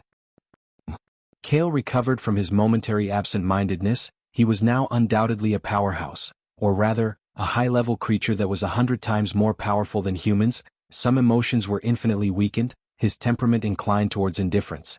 Hearing Ellie's exclamation, Cale raised his eyes, his gaze coincidentally met with the Oriental beauty's gaze. Yutong? He whispered to himself, there was a hint of surprise in his words. Although she had grown up a lot and was no longer as immature and cute as before, her aura and the ability card that was given to her would never change. What reigned, that's the Black Queen of Queens. Ellie's face was flushed. As a woman, she was a little attracted by her charm, she said excitedly, the big sister of the mysterious underground organization in Queens, beauty, strength, and wealth, she's known as the perfect woman. I heard that all the celebrities in New York, even the president, wanted to invite her to dinner, but she didn't give face to anyone. She hasn't attended any banquets in the past few years. I didn't expect her to appear here tonight. Big sister, perfect woman? The corner of Cale's mouth twitched slightly, the previous absent-mindedness and reminiscence were swept away in an instant. Was this describing the fair and tender Lolita who followed behind him all day long and loved to crawl into his arms? Yes, so many years have passed, you should have grown up. Cale shook his head gently, stood up from his seat, and took a step forward under Ellie's surprised gaze. From the moment the Black Queen appeared, she had been looking straight at Kyle. Her gaze did not shift in the slightest as she walked towards him. I'll go first.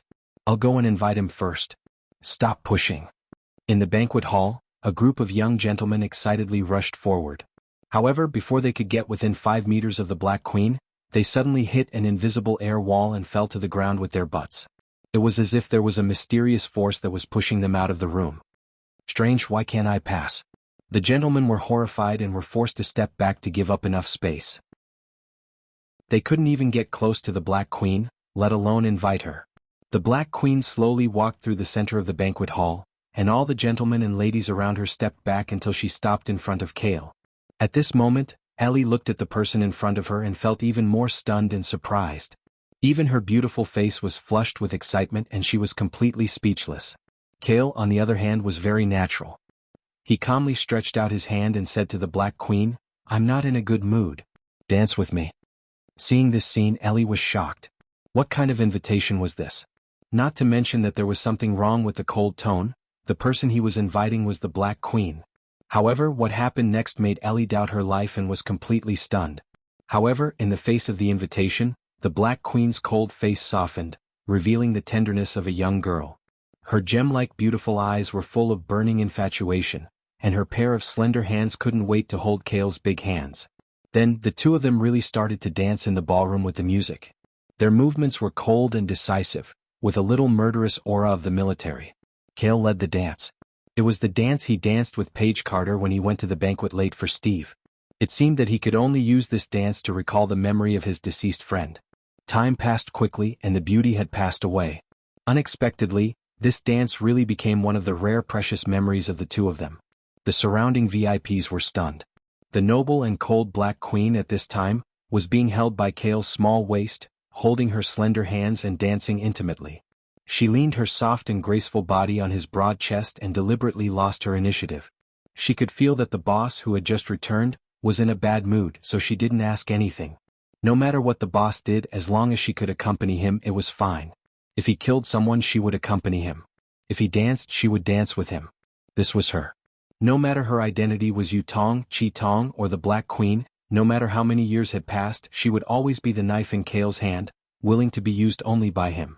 Cale and Yutong met again for the first time after so many years.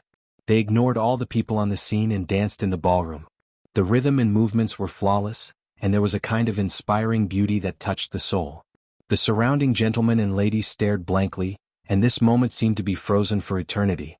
At this time in the kitchen next to the ballroom, Crimson 10 sneaked inside, quietly attacked a waiter, dragged him to the dark room and quickly changed into professional clothes. He picked up the meal with his left hand, with a blade hidden under his fingertips under the plate, and walked confidently to the ballroom. The lights in the ballroom were dim and there were many people. Crimson 10 believed that with his skills, as long as he was 3 meters away from the target, he could end the life of the target in less than half a second, and it would not attract the attention of others. Well, why is it so quiet? Also, why are these people not dancing? When Crimson 10 approached the entrance of the ballroom, he found that there was almost only the sound of music inside, and most of the gentlemen and ladies were around the edge of the ballroom, looking at the center of the ballroom in a daze. When Crimson 10 walked to the entrance, his eyes also fell on the 2 people dancing in the middle of the ballroom. He recognized at a glance that one of them was the target tonight. And the other? Crimson 10 suddenly opened his eyes wide, and his pupils contracted, like a cat seeing a lion. All the hair on his body stood up and he took a deep breath. How could the one from Family Cal appear here? Moreover, she was dancing with an unknown young man. Wait, unknown young man? Crimson 10 looked at the silver-haired young man on the dance floor and felt that he was more and more familiar. Cold sweat broke out on his forehead, and he thought of a terrifying possibility with a high probability. Let's look again, let's look again. He pulled himself together and breathed rapidly, carefully looking at the silver-haired young man from head to toe. The figure and the side of his face gradually overlapped with the portrait of the family master hanging in the family base. Without hesitation, Crimson 10 decisively turned around, and the tray in his hand fell to the ground. He did not know and rushed out of the ballroom and the party venue as if he was running for his life. F***CK. F***CK. F***CK. After rushing out of the party venue, Crimson 10 was still in shock. His eyes were bloodshot and his veins were bulging. His face was twisted with fear and anger, and he gritted his teeth and spat out word by word. Chapter 222. Beep beep. Stanny was still standing at the entrance of the gala, watching Tony interact with a group of reporters. Suddenly, he heard the communication device in his suit pocket ring. He couldn't help but take it out and ask in a low voice, "What's going on inside? Did K2 finish his mission?" No. I don't know why, but K2's assassination was only halfway through when he... On the other side of the communication device, the waiter hesitated. What happened then? Tell me. Stanny asked coldly. He just ran away, the underling answered. Even he thought it was unbelievable. What happened to the professional assassin? K2 ran away before he even took action? Stanny heard and opened his mouth wide in shock. Was there such a thing? Could it be a scam? I've already transferred $100 million to him. That bastard Daegu even said he was reliable. Stanny blew his beard angrily. He thought for a moment and said in a low voice, "Luckily I didn't put everything on others. Tell the people in the ballroom to take action. There's no need to act anymore. Just kill the target and leave the ballroom." Yes. The underling accepted the order. Inside the ballroom of the party, Kale and the Black Queen were dancing skillfully towards the latter half of a classical song. The man was tall and the woman was beautiful. Their dancing skills were not inferior to a master dancer. Even a normal ballroom dance had a new charm and beauty to it. Ellie was sitting next to them. She was a bit mesmerized. She hated that she didn't bring a cameraman with her. The music was coming to an end. The two were at the climax of the dance. Just then, Ellie noticed from the corner of her eyes that a few tall men in suits suddenly rushed out from the crowd of VIPs. They were wearing black hoods and one of their hands was in the inner pocket of their suits. It was obvious that they were holding something. It was a gun. As a reporter from the New York Times, Ellie was quick to judge the situation. She shouted in shock, "Be careful. There's a terrorist." As soon as she finished speaking, the men in suits took out their black pistols and aimed at Kale in the center of the ballroom. They pulled the trigger without hesitation. Bang, bang, bang. A few gunshots rang out in the ballroom. Instantly, the VIPs who were attending the party screamed. They shrunk their heads and bodies in fear and frantically ran out of the ballroom. Outside the entrance of the party, gunshots rang out in the ballroom and the VIPs fled. Everything happened too suddenly. A group of media reporters hurriedly made way for them. At the same time, they aimed their cameras at the fleeing VIPs and directly turned it into a live broadcast. Tani subconsciously looked at his sports car. When he saw that Kale wasn't in the back seat, he hesitated for half a second. Then he braced himself and ran in the opposite direction of where people were running, which was the ballroom of the party. For some reason, Tani gradually recalled Mr. Card's appearance and words over the past few days after learning about the Devil Card incident from the media. The sense of familiarity that arose spontaneously grew stronger. At the entrance of the banquet hall, Tani bumped into the crowd of VIPs who had escaped from inside. It was difficult for him to move. "Damn it, why didn't I bring the Iron Man armor with me?" he complained, but his eyes were firm. Inside the ballroom, gunshots rang out one after another. Ellie hid behind the table for the first time, worried about Kale and the Black Queen. When she turned her eyes back to the center of the ballroom in a slight panic, she was stunned again. After experiencing several waves of gun attacks, Kale and the Black Queen acted as if nothing had happened. The two were still dancing to the rhythm of the music, as if they wanted to finish the song completely, treating the terrorists with pistols around them as decorations. This scene, not only Ellie was stunned but even 5 or 6 terrorists were stunned. They stared blankly at the two people who didn't treat the enemy as human beings. What was even more shocking was that the bullets that were shot at Kale before were all still and suspended 3 meters away from the two people. No one noticed that at this time, the Black Queen's beautiful eyes were slightly glowing with silver-white pupils. Outside the party venue, the media reporters and VIPs were in a mess, and screams came one after another. Stanley hid in a corner with his hands behind his back and watched coldly. He saw Tani taking the risk to rush into the ballroom and didn't stop him. Instead, he sneered again and again. "Just in time, you can collect his body when you go over. Take it as my warning." Stanley smiled. He was sure that Mr. Naka was basically dead when the gunshots started. "Everyone calm down. I just called the police. I believe the police will soon." Stanley estimated that it was about time. He coughed and walked out of the corner to calm the crowd. Before he could finish his words, the sound of police sirens suddenly came from not far away. "This efficiency, how can it be so fast?" Stanley's face changed slightly. He turned around and looked at the road. The next moment, his eyes widened in shock. The police sirens and flashing lights were just to open the road. Behind them, there were more than a dozen military green armored vehicles with their own turrets. Behind them was a bulletproof military vehicle with thickened steel plates. Stanley was in a daze. Then, a buzzing sound came from above his head. He looked up with difficulty and saw military green helicopters gathering at the venue. More than a dozen of them filled the night sky. Was this the scale of a war? Stanley was still in a daze. All kinds of vehicles were already parked on the road. Fully armed police and soldiers poured out of the open doors to lead the evacuation of the crowd outside. The helicopters hovered at a fixed height. Ropes were thrown down from the cabin, and special forces and agents descended. They held excellent firearms and quickly sealed off the scene. The bulletproof vehicle finally stopped. A black young man in a military uniform quickly stepped out and looked around with dignity. He shouted, "I'm Colonel Rhodes. May I ask who is the person in charge here?" Stanley shuddered and quickly walked forward. "It's me, the CEO of Stark Industries. Colonel Rhodes, we've met before." Rhodes ignored his flattery and quickly said, "All right, I'll represent the military and take over this place. You don't have any objections, right?" "Of course not." Stanley sensed that something was wrong and asked nervously, "Colonel Rhodes, is there a need to make such a big scene for a terrorist attack?" "Terrorist? I'm not here for that. Tell me first, where is Mr. Naka now?" Rhodes asked in a deep voice. There was an unprecedented respect in his trembling voice.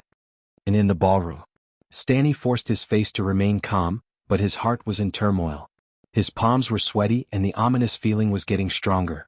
At that moment, various people arrived in vehicles and helicopters. They walked up to Stanley and showed their identification. "I'm the representative of the CIA. FBI representative. The agent." The people who came were undoubtedly the elites of the elites.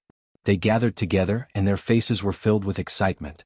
After greeting each other, they whispered, "Don't disturb the old man too much later. I'm only here to meet him on behalf of the Bureau. It's rare for that person to come out. I'm also here to greet him on behalf of the Bureau. That person is still the chief consultant of SHELD. If you want to meet him, at least report to the Bureau."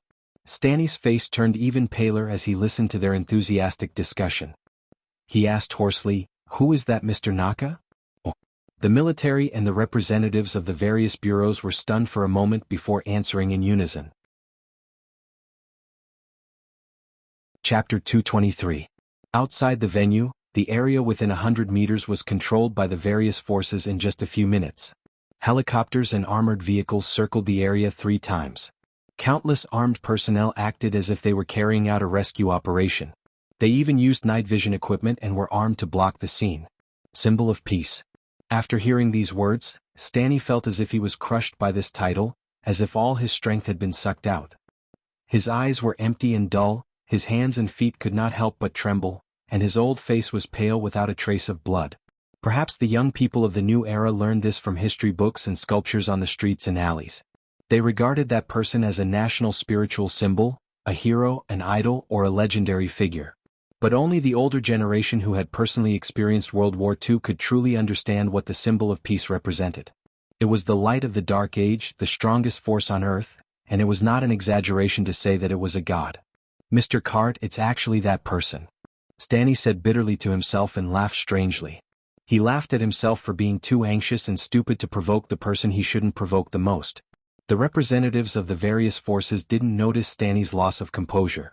At this time, their full attention was focused on the entrance of the party. Just as they planned to let the special forces and agents enter first, a slight buzzing noise suddenly sounded in the night sky above their heads. It came from the engine and turbulent airflow, and it was sharper and more powerful than the helicopter's propeller. When everyone raised their heads in bewilderment, a black steel fighter broke away from its stealth camouflage and suddenly appeared in the air less than 50 meters away. It forced a dozen military helicopters to make way for it as it quickly and gently landed on the lawn at the entrance of the party. The cabin deck opened downwards. A one-eyed, bald, dark-skinned middle-aged man in a black trench coat walked out in a domineering manner. Behind him was Coulson, who was wearing a full suit. Former director of SHELD, Nick Fry. When the representatives saw the newcomer, their expressions suddenly changed, and they quickly saluted him with enough respect. The insiders all knew that Nick Fury was Major General Kyle's right-hand man when he was in the military. He had single-handedly brought him up during World War II. Today SHLD's authority and scale are getting bigger and bigger. As the former director, Nick Fry is showing signs of inheriting the title of Killing God. He is secretly traveling around the world, causing headaches for the remnants of Hydra and terrorists. What are you doing? Fry stepped forward and glanced at the large number of armed personnel at the entrance of the party. Mr. Fry, I heard that there are armed terrorists inside. We plan to let the armed soldiers enter first. The military representative, Rhodes, explained. Terrorists? When Fry heard this, he grinned and asked in a deep voice, if that person is inside, why do you need your soldiers to take action? If you can threaten him with just a few guns, how did he get his title as the symbol of peace? The representatives of all parties were silent.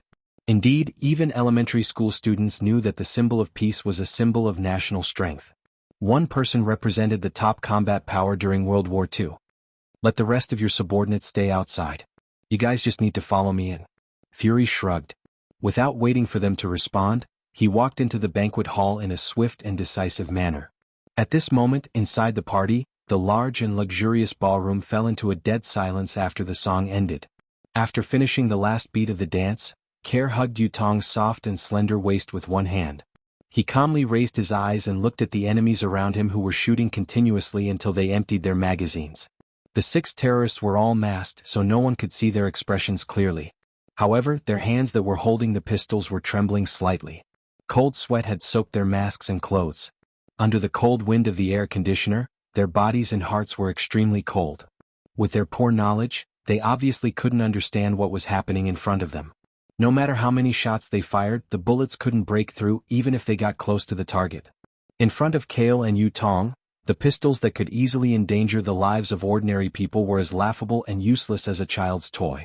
An ant could move an object 50 times heavier than itself, but its strength could never move a human. It was the same principle. Run. Split up and run. The leader of the terrorists' teeth chattered as he spat out this order in fear. But just as he turned around, he saw a red-haired woman wearing a black and gold mask in the style of a devil's smiling face and a one-piece dark black leather jacket. Where do you think you're going? The woman in black was standing behind him at an unknown time. She was less than a meter away and her cold gaze met his. The leader was not the only one. The other 5 terrorists were also surprised to find that there were 1 or 2 masked men in black standing behind them. They were either wearing vibranium arm guards or carrying sodium carbon steel swords on their backs. They were all equipped with energy pistols, and they were standing behind them silently like ghosts. Leave one alive, Yu Tong seemed to be announcing the judgment of the Grim Reaper. Her face was as cold as frost and the silver light in her beautiful eyes dimmed. The dozens of bullets floating in the air fell to the ground with tinkling sounds. At the same time, the crisp sound of bones breaking rang out. The 5 terrorists did not have the slightest room to resist. Their necks were twisted at the same time and they lay lifelessly on the cold floor of the ballroom. The leader was simply knocked unconscious. He had a tall and strong body like a bear. The woman in black lifted him up with her slender hands and threw him 5 meters back onto a table. After doing all this, the men in black collectively knelt on one knee and saluted to Kale in unison. "Greetings, Master." "You're not too late." Kale smiled indifferently and loosened the hand around Yu Tong's waist. Yu Tong's beautiful eyes flashed with a trace of strangeness. There was a hint of reluctance, but it quickly disappeared without a trace and returned to its gem-like clarity. Kale took off his sunglasses. His golden pupils flickered with a faint light. His gaze fell on the woman in black. Her bright red shoulder-length hair directly revealed her true identity. Satana. She did not come tonight as an employee of SHELD, but as a member of K2. From this, one could see her loyalty to Family Cal. She had not forgotten her roots after so many years. Who are these people? Master? Who the hell is he? Ellie had been hiding behind a table in the corner. She held her breath and looked at the ballroom. Those men in black had cleanly taken care of the terrorists and Kale, who had his back facing her. In just 5 minutes, the appearance of the Black Queen, the terrorist attack, and the mysterious counterattack of the men in black. Everything seemed to be caused by the silver-haired young man who talked to her just now. Chapter 224. You guys. When Kale was about to say something to Ka2, suddenly from outside the door of the ballroom, there came the sound of hurried footsteps and an anxious shout. "Mr. Ka, are you in there?" Before Kale answered, Tani, who was wearing a suit and sweating, rushed in. Ka2 in the hall stood up alertly. They all reacted quickly and focused their cold eyes on him, just like a pack of old wolves staring at their prey. Sensing the danger of death, Tani quickly stopped at the door of the ballroom. He panted and held the door sill with his hand. He looked at the room full of men in black and Kale, who was surrounded by them. His smart mind was quickly thinking about how to save them. But in the end, there was no room for him to do anything. "Everyone stop, he is one of us," Kyle said in a timely manner. His tone was filled with unquestionable majesty. Ka2 heard it and immediately stopped attacking. They stepped back and made enough space and passage for Kyle. Kale's handsome face was a little bit gentle. His sparkling eyes and Tani looked at each other. You are. Tani's body and mind were trembling. He already had doubts, plus Kale in front of him without any disguise. He gradually overlapped with the person in a picture he saw when he was a child. "Tani, I am sorry about what happened to your father," Kale said softly. He didn't try to hide anymore, he directly revealed his thoughts. Tani clenched his fists, his eyes were filled with tears, his inner feelings and thousands of words were stuck in his throat. In the end, he used all his strength to say one sentence: "Godfather, you are finally back." How many people knew that such a simple sentence had waited for 2 generations, more than 60 years? "Yes, I am back." Kale sighed. He walked forward and patted Tani's shoulder. Tani was a science and technology student, just like Howard. Although he looked frivolous, he wasn't good at showing his true feelings. But looking at the young and familiar face in front of him, Tani finally couldn't help but hold Kale's arm tightly. He lowered his head and sobbed. The Stark family always had a long-cherished wish. Because of this, Howard took the risk and stepped into outer space. His life and death were unknown. Tani lost his father when he was 15 years old. He had to shoulder the heavy burden of Stark Industries. He desperately clenched his teeth and endured it. Today, this long-cherished wish finally came to an end. How could Tani endure it? "Thank you, Tani. Since I am back, from now on I will be your support." Kale looked at Tani and said calmly and persuasively.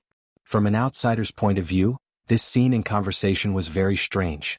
After all, Kale looked young, like a young man who had just graduated from university, and Tani was half a step into middle age. He had already grown a mustache. The two of them, who were more than 10 years old and looked different in age, were talking as if their seniority was reversed. But from the perspective of the people around them, it couldn't be more normal. Kale was Tani's godfather. This was something that Howard had publicly admitted to the outside world more than 30 years ago. "I don't need your protection, I have enough power to protect myself."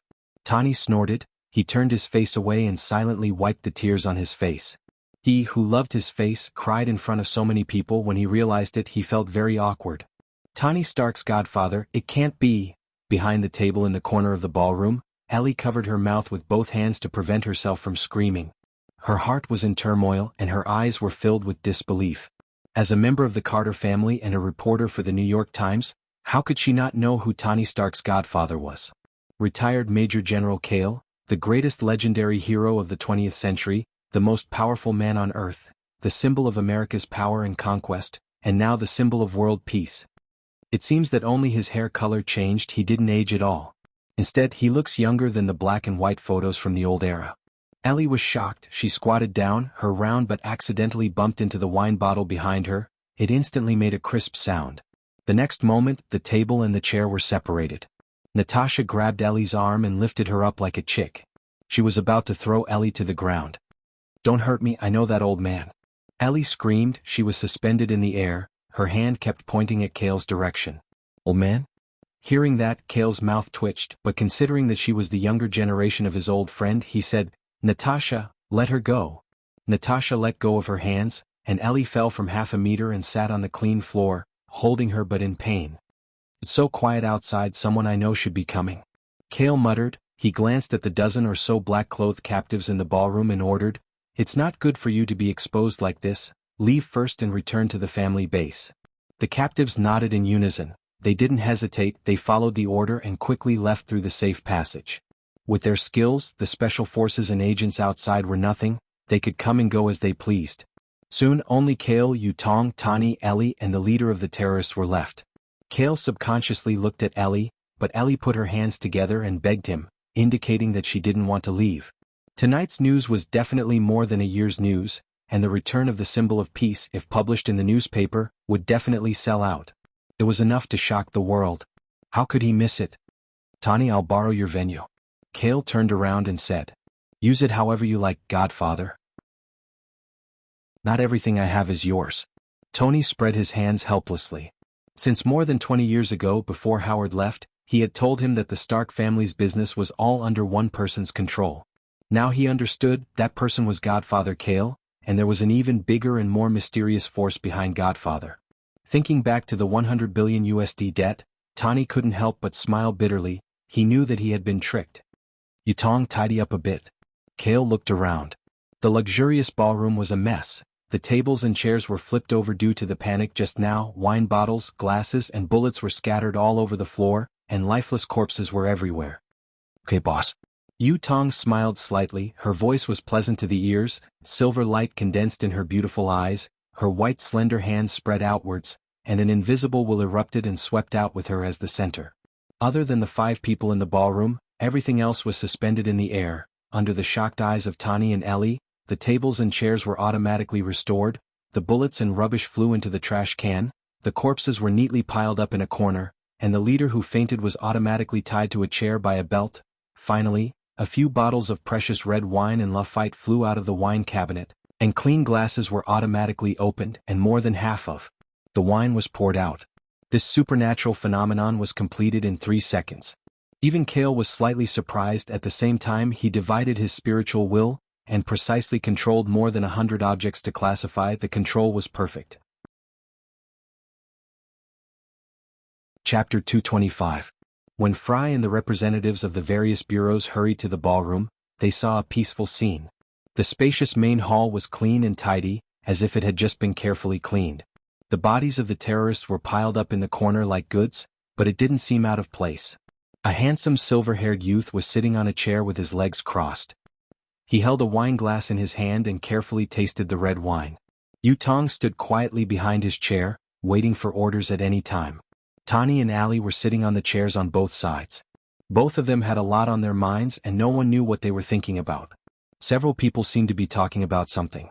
When they saw Fry and the others come in, they stopped talking and looked up together. "Fry, long time no see." The silver-haired youth looked up at Fry, who was the leader of the people in front of him. He nodded slightly and the corner of his mouth quietly rose. "Yes. Cale, long time no see." Fry shook his head and sighed.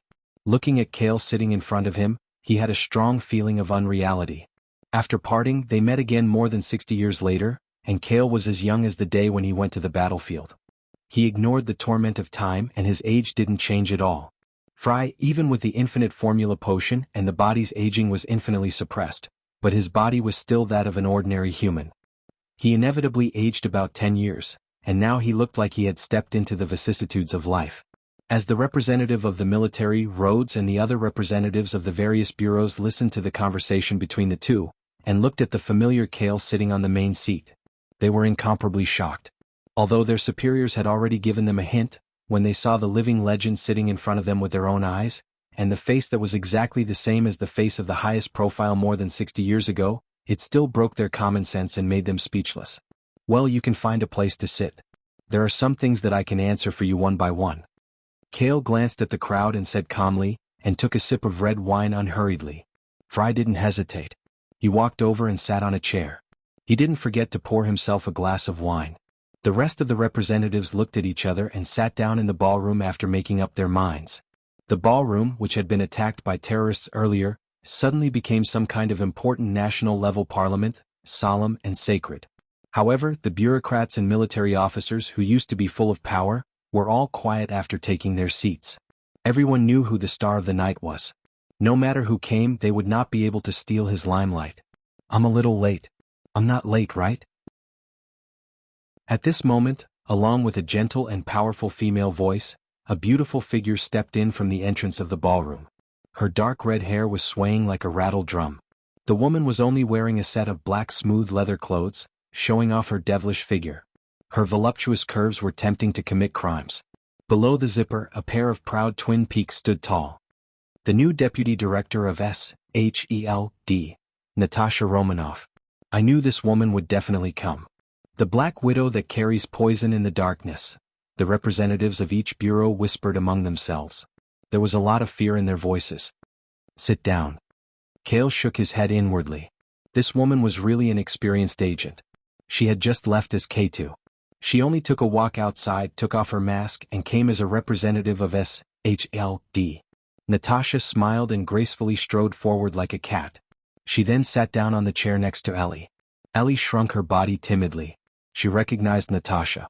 It was the violent woman who had almost thrown her to the ground. After everyone was seated and the ballroom was silent, Kale said calmly, I know that most of you are here tonight to find out where I have been and what I have been doing for the past few decades. Why did I not appear in the public's eyes again? Why did I suddenly appear now? The representatives of each bureau smiled awkwardly. Indeed, they really wanted to know.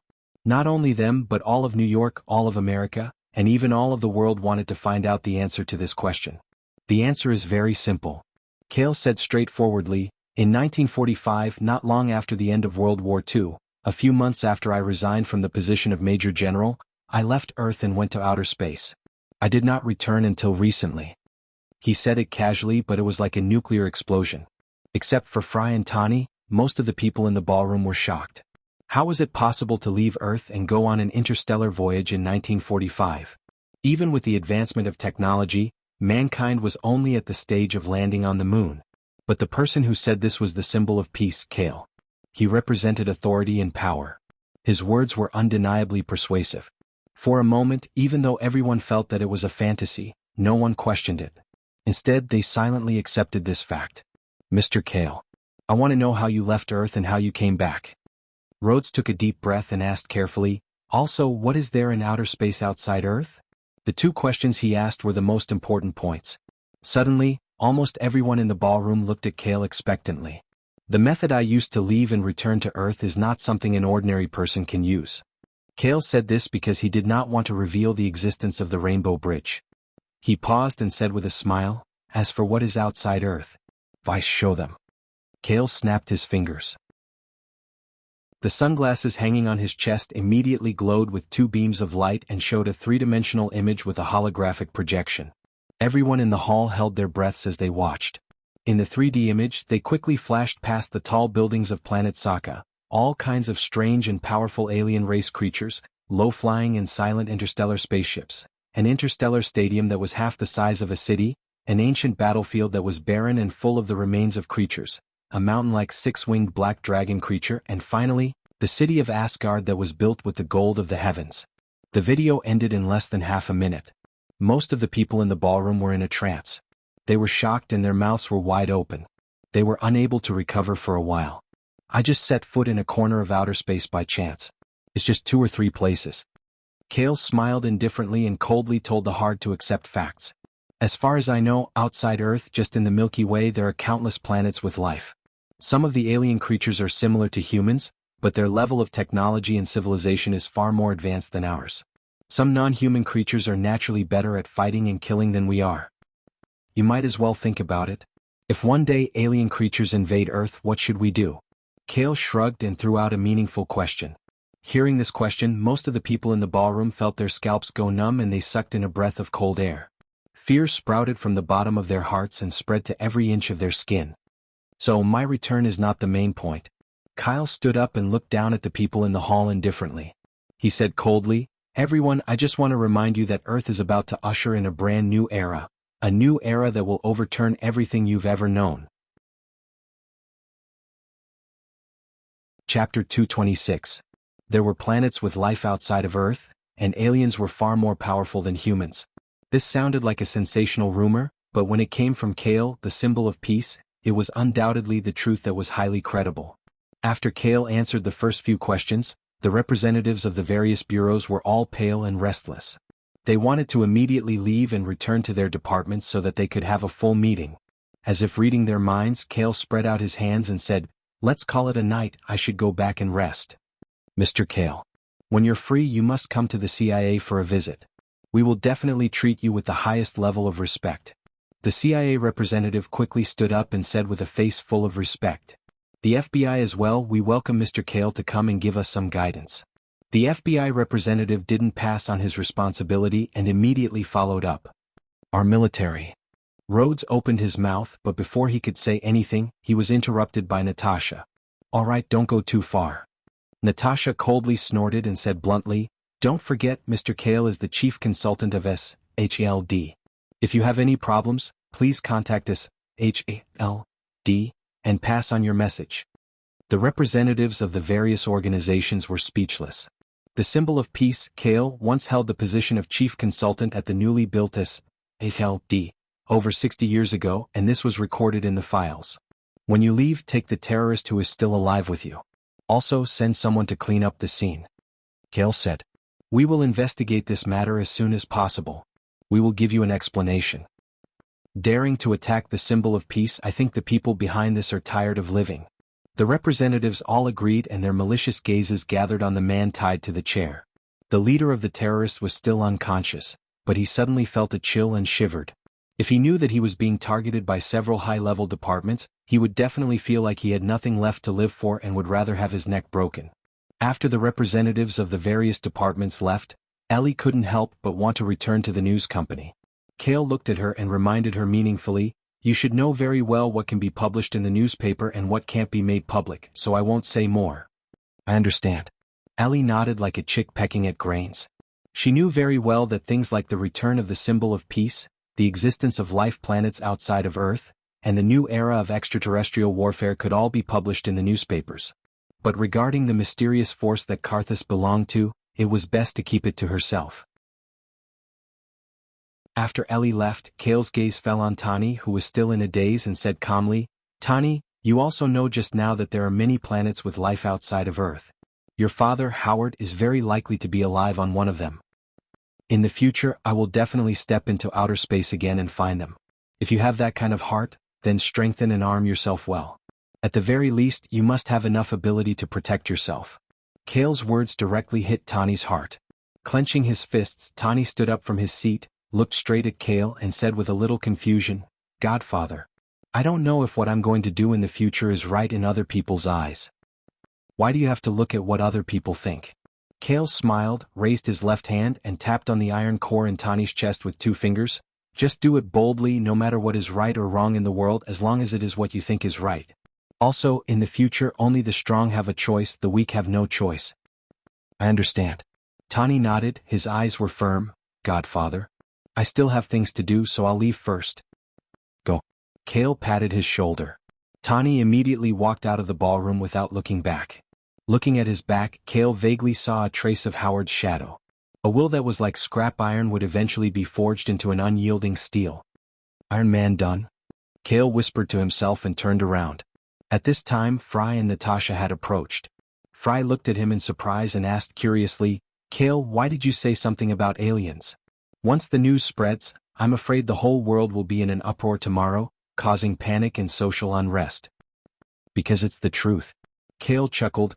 "Only an ostrich would be willing to bury its head under the sand in the face of imminent danger, deceiving itself and others. I'm not an ostrich."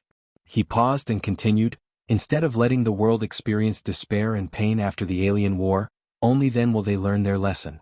It's better for me to break the world's old framework and let them be prepared and vigilant in advance." Fry and Natasha both nodded, not fully understanding, and looked at the man in front of them with more respect and admiration. If in the past Kale was the eagle in the sky flying out of the shackles of the Earth's well, overlooking the stars and the sea from the sky, now Kale was like the incarnation of a flying dragon soaring freely in the sky, casually grabbing the ground and breaking the well, allowing the people in the well to see a corner of the stars and the sea in advance. The next morning, tens of thousands of people in the bustling city, according to the boring routine, went out early in the morning, bought breakfast on the roadside, and went to the newspaper shop to buy a newspaper. But when people came to the newspaper shop, they were surprised to find many office workers around the door of the shop. 3 or 4 people were holding a newspaper and reading it seriously. "Boss, give me a copy of the New York Times." As one of the tens of thousands of office workers, Scott Lang held his briefcase and shouted into the newspaper shop as if it was his habit. "The New York Times?" "No, 1,000 copies, they were all sold out." The boss replied. "Sold out?" Scott was shocked. "You still don't know, right? Something big happened. Today's New York Times is basically sold out everywhere." The boss sighed. The newspaper was sold out, but he was not happy at all. Instead, his face was gloomy. "What's going on?" Scott asked in surprise. He moved closer to a young man holding the New York Times. When his eyes fell on the newspaper's page, his heart trembled. "Kale, the symbol of peace, returns in his prime as young as yesterday." This was only a small headline, but it was enough to shock people. But the more shocking headlines were still to come. The first man in the history of Earth to step out of Earth and go to the stars. Extraterrestrial remarks of the symbol of peace. Beyond Earth, there are high-level extraterrestrial creatures. The legendary hero says, "The future strong enemy of mankind comes from outer space." Every headline was black and bold, shocking and stimulating people's eyes. "My God, what's going on?" Scott's eyes widened. He wanted to snatch the New York Times and read it carefully. The New York Times was the authority in the news industry. Naturally, it would not publish any false information, if the news on it was true. Chapter 227. Kale, the symbol of peace, had disappeared from the public eye for 63 years. He had actually left Earth for outer space and returned to personally verify the existence of advanced extraterrestrial races. He had even directly proposed that the future enemies of Earth would come from extraterrestrials. This news report could no longer be described as a sensational headline. It was a major piece of news that had shocked people all over the world since the seemingly peaceful 21st century. There was no other. Early in the morning in the economic city of New York, people began to scramble to buy a copy of the New York Times. The office workers who used to be in a hurry to get to work were actually huddling together to read the newspaper on the streets and alleys. The more they read, the more shocked and worried they felt. Because the New York Times did not deliberately create an uproar to attract the public, the newspaper's reasonable content was even more frightening. That morning, more than 80% of the people in New York were late for work. Even if they went to the company absent-mindedly, they would be discussing the extraterrestrial comments with their colleagues. After the morning when this major news was quickly spread by the online media, outside of New York and even outside of America, it was like a nuclear disaster had swept across the entire world. The whole world was in a state of shock. The return of Kale, the symbol of peace, was naturally a point that deserved the attention of the world. However, the extraterrestrial information he brought back was too shocking for the people of Earth. The symbol of peace, extraterrestrial technology, extraterrestrial invasion, future crisis. In just half a day, this topic that caused people to panic suddenly became the focus of the global discussion. Countless famous scientists and experts stood up to express their opinions. Some opposed, some supported. Some suggested to establish friendly relations with extraterrestrial races in advance. Some suggested that countries should establish a plan to deal with extraterrestrial invasion as soon as possible. There were also people who treated it as a fallacy, saying that it was best to interrogate the person involved in the rumor. Regarding the last point, the general public scolded angrily, "Brainless experts." After all, the person who proposed and confirmed the extraterrestrial comments was the symbol of peace, Kale. Go back and flip through the history books. As early as the darkest and most chaotic period of World War II, he had single-handedly forced Nissan to surrender. He had monopolized a series of titles that represented strength and brutality, such as the Devil, the God of Killing, the Tyrant, and a series of other titles that represented strength and brutality. He was the strongest living legend of the current generation, known as the symbol of peace, the invincible hero. Arrest Kale for interrogation? Was there something wrong with his brain? Of course, the media and scientific organizations from all over the world didn't dare to trouble Kale. They were smart enough to contact the U.S. senators and the military, and used various methods to find out the opinions of the U.S. leaders on this matter. Soon they received insider information. The various agencies in the United States held an emergency high-level meeting late last night. The discussion lasted until the next morning. Most of the personnel were still lying at home unconscious. Regarding the extraterrestrial theory, the various U.S. agencies and even the president responded very subtly. Their attitude was neutral, neither accepting it as fact, nor clarifying it as a fallacy. In fact, the American officials really wanted to suppress these comments to prevent the citizens from panicking and causing economic depression and crime to rise. But the problem was that Kale was the one who made the extraterrestrial comments. He was the only person the U.S. could not control. And if there really was an extraterrestrial invasion in the future, the U.S. who suppressed the extraterrestrial comments now, would really become sinners nailed to the pillars of history.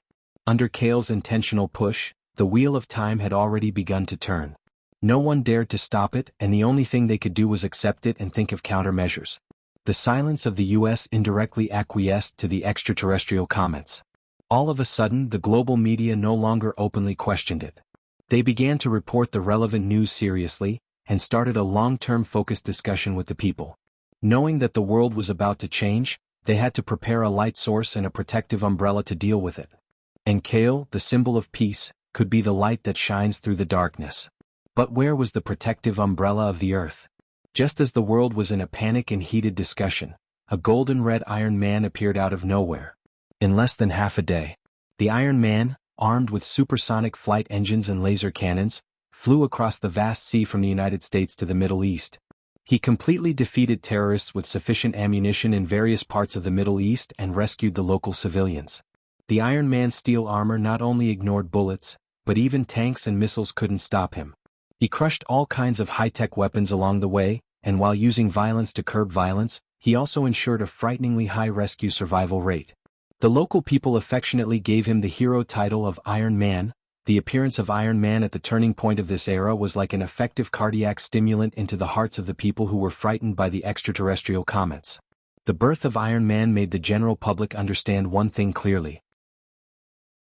Kale, the symbol of peace, was the only legendary hero recognized by the world. Because of this, it was far from enough. There must be more capable people to stand up and become heroes to withstand the future disasters and pressure. This year was 2008. In the future, it should not be the dark era that represents despair and the end of the road. It should be the heroic era that belongs to light and hope. Few people knew. After Iron Man completed the heroic feat in the Middle East, on the way back to the United States, he was detected by the U.S. Air Defense Reconnaissance Network over the territory. Thinking it was an unidentified aircraft, Colonel Rhodes, as the commander of the military base, sent 2 F-12 fighters to intercept and search. After the fighter fought with Iron Man in the air, one of the fighters unfortunately suffered wing damage and fell. Taking this opportunity, Colonel Rhodes was surprised to learn the true identity of Iron Man and had to cover up the encounter with a military exercise accident. On the other hand, in the secret interrogation room of the CIA in New York, a tall silver-white steel machine broke in and brutally shot more than a dozen interrogators, and finally killed the leader of the criminals who attacked the symbol of peace last night. The steel machine, surrounded by military personnel, blasted the wall and flew toward the sky at high speed. The emergence of Iron Man and the emergence of steel machines, advanced high-tech devices far beyond the understanding of the secular world, was like a second shot to the sky. Following the extraterrestrial comments, it broke the old framework and raised the Earth's understanding of science and technology to a whole new level. At the same time, in the depths of the Atlantic Ocean, Family Cal's exclusive island disguised as a huge floating ice. The base's main building was on the third floor of the fortress. Here was the family's highest meeting hall. For 63 years no one had the right to open it. Today the family's highest meeting was finally ushered in. The hall was brightly lit and spacious enough to accommodate 100 people to attend the meeting. An oval metal table was placed in the center of the hall, surrounded by hundreds of chairs. Chapter 228. Among the hundreds of people sitting in the meeting hall, most of them were Americans, but there were also a few Asians. Among them the oldest one was close to 60 years old. His sideburns were all white and his face was full of wrinkles and scars. The youngest one was only around 14 years old. She was a cute little girl. Her face and body were not fully developed yet. They were either wearing a full suit, leather armor, or simple casual wear. There were also some who were wearing exotic luxurious robes. After receiving the message from the family Cal's highest meeting, most of the K2s who lived around the world gathered at the nearest portal within 12 hours and returned to the island base. At this moment, the 3 generations of K2s who had been trained for more than 60 years all returned to the meeting hall on the 3rd floor. Not a single one of them was absent. They looked nervous and serious as they sat on the chairs and waited quietly while suppressing their excitement. The 3 generations of K2s. Apart from the few black-level elites of each generation, they could return to the family base freely and enjoy the benefits of an infinite formula reagent every year. Most of the K2s would leave the family base after the time limit was up. They had abilities and knowledge that were far beyond ordinary people. They were the elites of the elites no matter where they went. Some started their own families, some became the leaders of mercenary groups, and some became the leaders of big countries. Some even became the nobles and royalty of some countries. As long as they used the right path, the K2s who went out could exchange the money and valuable items for the family contribution points. They could exchange for the infinite formula reagent, advanced equipment, and creature cards. Under such a virtuous cycle, the family Cal grew every year. From 1945 until today, perhaps even the K2s in the family Cal did not know how big the influence of the main family's business was. The family Cal's foundation was like a snowball. Because of that, the betrayal of one K2s would be hunted down by the rest of the K2s. That was why there was no precedent of a K2s betraying the family. In addition, the first generation of K2s were all given the ability cards by Kale. They had long worshipped him as a god. As for the rest of the second and third generation of K2s, even if they had never met the leader of the family Cal, they had been taught by the first generation of K2s since young. Their loyalty to the Kale and the family Cal was deep in their bones. Tada! The sound of footsteps came from outside the door. All of a sudden, over 100 K2s straightened their backs and stared at the door with their burning eyes. A silver-haired youth wearing a black windbreaker walked into the hall indifferently. Yutong followed closely behind him. Under the gazes of many people, the two of them slowly came to the main seat of the round table. There were 5 chairs. There was a main seat reserved for the head of the family, as well as 4 secondary seats on the left and right. The silver-haired young man sat directly on the main seat, while Yutong sat next to him on the right side. As soon as the two of them sat down, hundreds of apprentices stood up in unison and greeted in unison, "Greetings, Master." "Good day, Supervisor." "Sit down." Kale raised his hands and gestured slightly. The apprentices immediately sat down. Looking around, Kale looked at the rest of the seats that were fully occupied. There were only 3 empty secondary seats left on his left and right. He sighed softly in his heart. Forget about Howard and Logan. He didn't expect that even Lucy would board the interstellar spaceship. The 3 of them formed a team and left the Earth to look for him in outer space. Now more than 20 years had passed. Kale came back, but the 3 of them were missing. An inventor, a Wolverine, and a girl who was protected by an elf. This combination is quite strange. Kale sighed in his heart. His frown quickly disappeared. Thinking about it, the combat power of the 3 of them was definitely not bad. In the human universe, as long as they were lucky enough to enter some dead planets, there was still a high chance of survival. About this, I can ask Heimdall to help me look for them. Kale quickly came up with a plan. He calmed himself down and glanced at the hundreds of apprentices in front of him.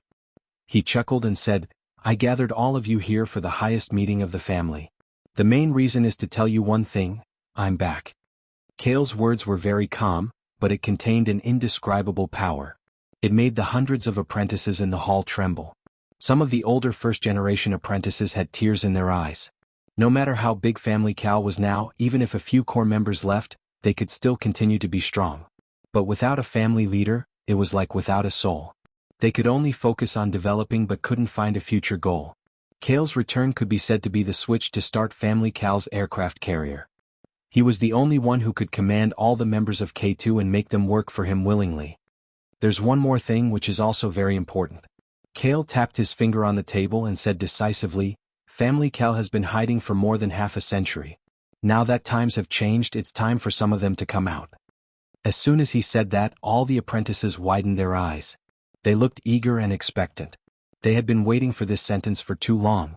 Family Cal apprentices were not allowed to reveal their identity as Cal apprentices, no matter if they were in the base or outside to build their own forces.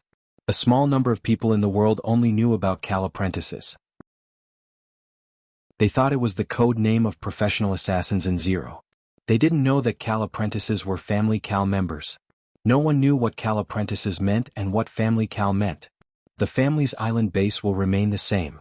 I'll buy another building in New York as Family Cal's gateway to the outside world. I'll let some of the apprentices move in there.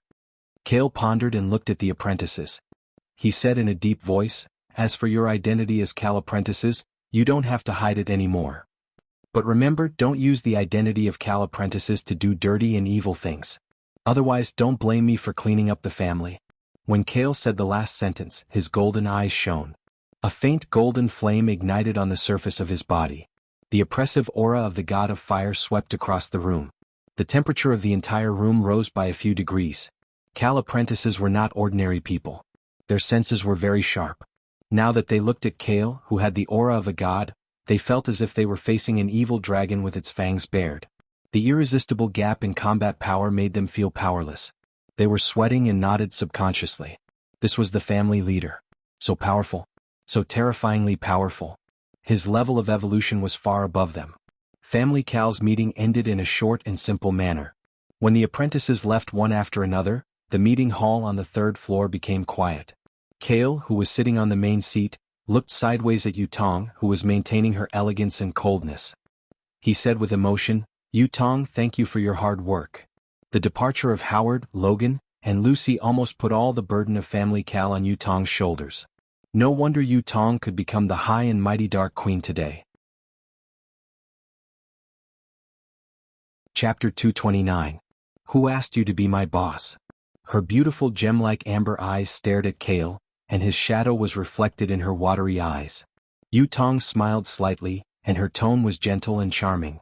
Her frosty face was like ice, and she showed a myriad of amorous manners. The lowly back then had not only grown into a beautiful queen, but she also knew how to tease people. His body inexplicably surged with a trace of heat, and Kale moved his gaze away without leaving a trace. He did not dare to look at her too much. The fire god's anger was already very strong. The root of this anger was at the genetic level of the physique, and it was reflected in all aspects of the body, divine power, and soul. All right, boss. I want to show you something.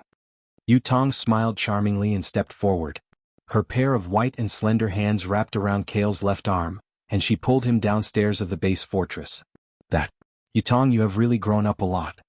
Keenly feeling that his elbow was sinking into a subtle and warm softness, even with Kale's indifferent temperament, he was actually a little embarrassed at this time, and he was passively led downstairs. Isn't it good to grow up? I just can't sit on your shoulder like before, boss. Yutong stuck out her pink tongue, and her pair of clear eyes that could see through people's hearts.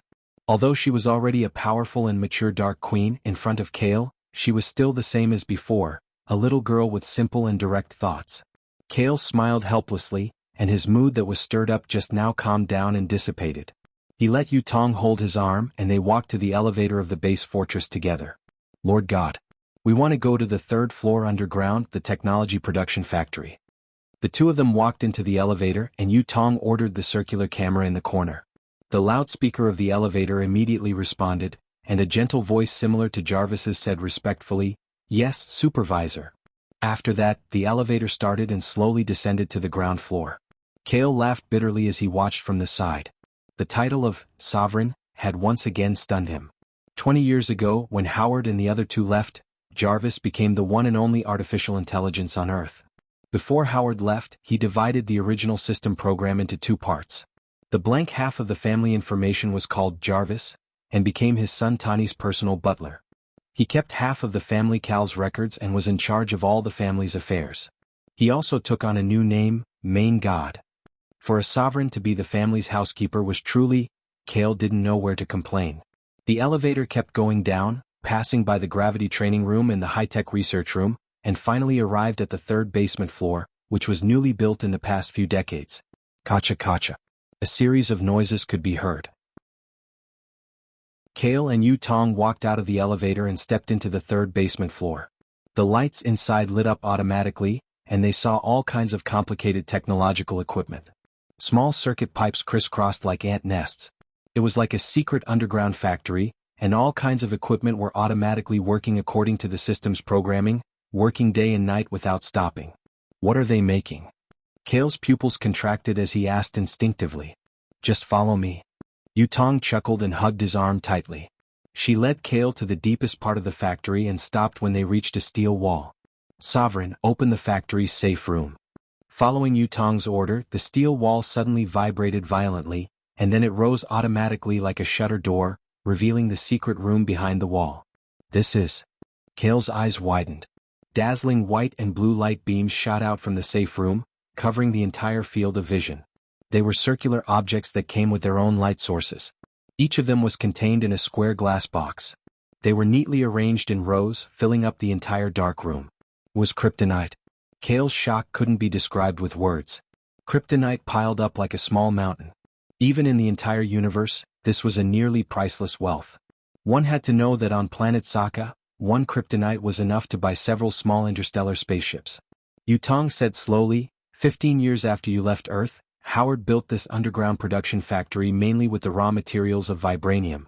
Half a century has passed, and until yesterday the total number of kryptonite products produced has reached about 10,000. 10,000 kryptonite, Cal's mouth twitched. Kryptonite didn't only require the production equipment, but also a large amount of energy. After conversion, just drawing blue-grade cards could be done 1,000 times. However, it was too extravagant to draw cards with kryptonite. As the ultimate energy source of the Iron Man armor, kryptonite was also the most indispensable core component of the entire Iron Man armor. If in the future he obtained a perfect remote control system and a Mark model Iron Man armor that could be automatically assembled, this 10,000 kryptonite could build an invincible mechanical army. Ruling Earth. No, it should be said that it would be a piece of cake to fight against the future alien invasion. You've been a great help, Yu Tong. It seems that the family's foundation is still very deep over the years. Care sighed with emotion. He instinctively raised his hand and placed it on Yu Tong's black and beautiful hair, patting it encouragingly. Yu Tong didn't resist. Her eyes narrowed into crescent moons, and a beautiful smile appeared on her delicate lips. By the way, seeing this kryptonite reminded me of something. Cal retracted his hand, thought for a moment and said with a faint smile, Yu Tong, come with me. Of course. No matter where you go, please let Yu Tong accompany you. Yu Tong's eyes flashed with a bright silver light as she said without hesitation. United States, New York, Stark Industries office building. It was an eventful day and night finally fell. The office skyscraper was brightly lit. In the acting chairman's office, Stanley frowned as he sat in the office chair. The office desk was covered with various newspapers, and on the illuminated computer screen, there were news reports of Iron Man and Iron Man armor. That bastard really couldn't hold back and made a move. Stanley snorted coldly as he looked at the computer screen irritably. It was a news report about Iron Man destroying terrorists in the Middle East. In the slightly blurry picture of the news report, Iron Man was climbing out of the crater. The surface of the steel shell with golden red dye was scarred, and the empty eyes on the steel mask stared straight at the camera. The comments of the news reporters were naturally full of praise, saying that Iron Man was another new light of the century after Kale, the symbol of peace. The report about Iron Man armor was full of abuse and condemnation, as well as the highest wanted order from various bureaus and the military. Stanley was annoyed and turned off the computer screen. Just then, the office door suddenly opened, and the blonde secretary rushed in with a panicked expression. What are you doing? Why are you panicking? Don't you know how to knock? Seeing this, Stanley couldn't help but roar as he slammed his palms on the table, sending a lot of newspapers flying. Chairman, we have guests. The secretary stood firm against the wall and replied in horror. Oh, I don't have an appointment tonight. Stanley frowned and just stood up from his seat when he saw two people coming in one after another. The former was a silver-haired young man in a black trench coat, and the latter was a charming black-haired beauty. Both of them looked indifferent, as if they were familiar with this building as their own home. You are? Chapter 230. Inside the chairman's office. Cale glanced at the female secretary indifferently. The secretary immediately understood and tactfully walked out of the room, closing the door behind her. The closed door of the office seemed to have become a cage. Stanley, who was sitting in the office chair, slumped weakly against the armchair. He could not hide his fear and trepidation as he said, "Mr. Kyle?" Cale raised a finger and shook it gently, reminding him coldly, "Obadiah Stanley, you shouldn't call me that in Stark Industries." Stanley was slightly taken aback, but he quickly came to his senses. Cold sweat soaked the lining of his suit as he wiped the sweat from his forehead. He lowered his posture and said with difficulty, "I understand. Controlling shareholder." "That's right, controlling shareholder. The biggest and oldest shareholder of Stark Industries, who held 85% of the shares of Stark Industries." What did 85% of the shares mean? It meant full control of the industry. With one sentence, he could directly change the direction of the industry's future development. How does it feel to be facing a superior? Cale chuckled and stepped forward. He walked to the guest chair in front of the desk and sat down, crossing his legs. Yu Tong walked behind him and quietly leaned against him as a beautiful background. Very good. Stanley forced a smile that was uglier than crying. Previously, he had partnered with the other shareholders and had 10% of the shares. To a certain extent, he had suppressed Tani, who had 5% of the shares. Now, Cale seemed to want to get back at him. He came as a major shareholder and suppressed him to the point that he didn't have any temper at all. "As a major shareholder, I have something to announce," Cale said softly. What is it?" Stanley had a bad feeling in his heart. He took a few deep breaths and looked at Cale, who was close by, in a panic. "That is, from now on, you are fired from your position as the president of Stark Industries and will never be hired again." Cale said it casually, announcing the death penalty for Stanley's career with one sentence. "What did you say?" Stanley was completely stunned. He forced a smile and wondered if he had heard wrong. "You're fired. Do you need me to repeat myself?" Cale looked at him as if he was an idiot. Stanley's body trembled and he used all his strength to stand up. He placed his hands on the table and stared at Cale with wide eyes. He said hoarsely, "How could you do this? I'm the controlling shareholder. Why can't I do that?" Cale asked, "Don't you like to play tricks?" In this aspect he was truly an ancestor. Stanley suddenly remembered that he had threatened Tani a few days ago because he had the support of the other shareholders. After hitting the small one, the big one came out. The origin of this big guy was too ridiculous. Dealing with him was like using an anti-aircraft gun to kill a mosquito. "I've been working for Stark Industries for decades. Even if I didn't make any contributions, I've still worked hard. You want to fire me with just one sentence?" Stanley's breathing was rapid and his eyes were bloodshot. "If Howard was here, he would never—" "You still have the face to talk about Howard?" Cale interrupted him and said coldly, "If it wasn't for Howard's face, do you think you would still be alive?" Stanley choked. His fingers clenched into fists as he stared at Cale. He was angry, but he didn't dare to say anything. "I'm fine now. I'm reasonable with you. I fired you. It's natural for you to be unhappy." Cale spread his hands and said irritatingly, "If you want to solve it through law or force, it's up to you." Stanley smiled. Law. The other party had absolute control. Indeed, he could fire him like an employee with just one sentence. Force. The other party was known as the strongest hero. How could he fight with him? Right, if I rely on that, maybe, Stanley thought to himself. He rolled his eyes and no one knew what he was thinking. He said in a low voice, "That's good. You don't need to fire me. I can fire myself now, but please let me pack my things." "That won't do." Cale smiled and said unhurriedly, "Everything in this office belongs to Stark Industries. The only thing you can take is your suit jacket. Don't go too far." Stanley was angry, but when he saw Yu Tong's eyes glowing silver behind Cale's back, he immediately felt a chill run down his spine. He couldn't help but lose his temper. "Fine, I'll leave." In the end, Stanley could only throw down these words. He took out his employee card and threw it on the table. He picked up the suit jacket on the back chair and opened the office door to leave. When he was far away, Yu Tong said coldly, "Boss, that old man just now wanted to kill you 3 times.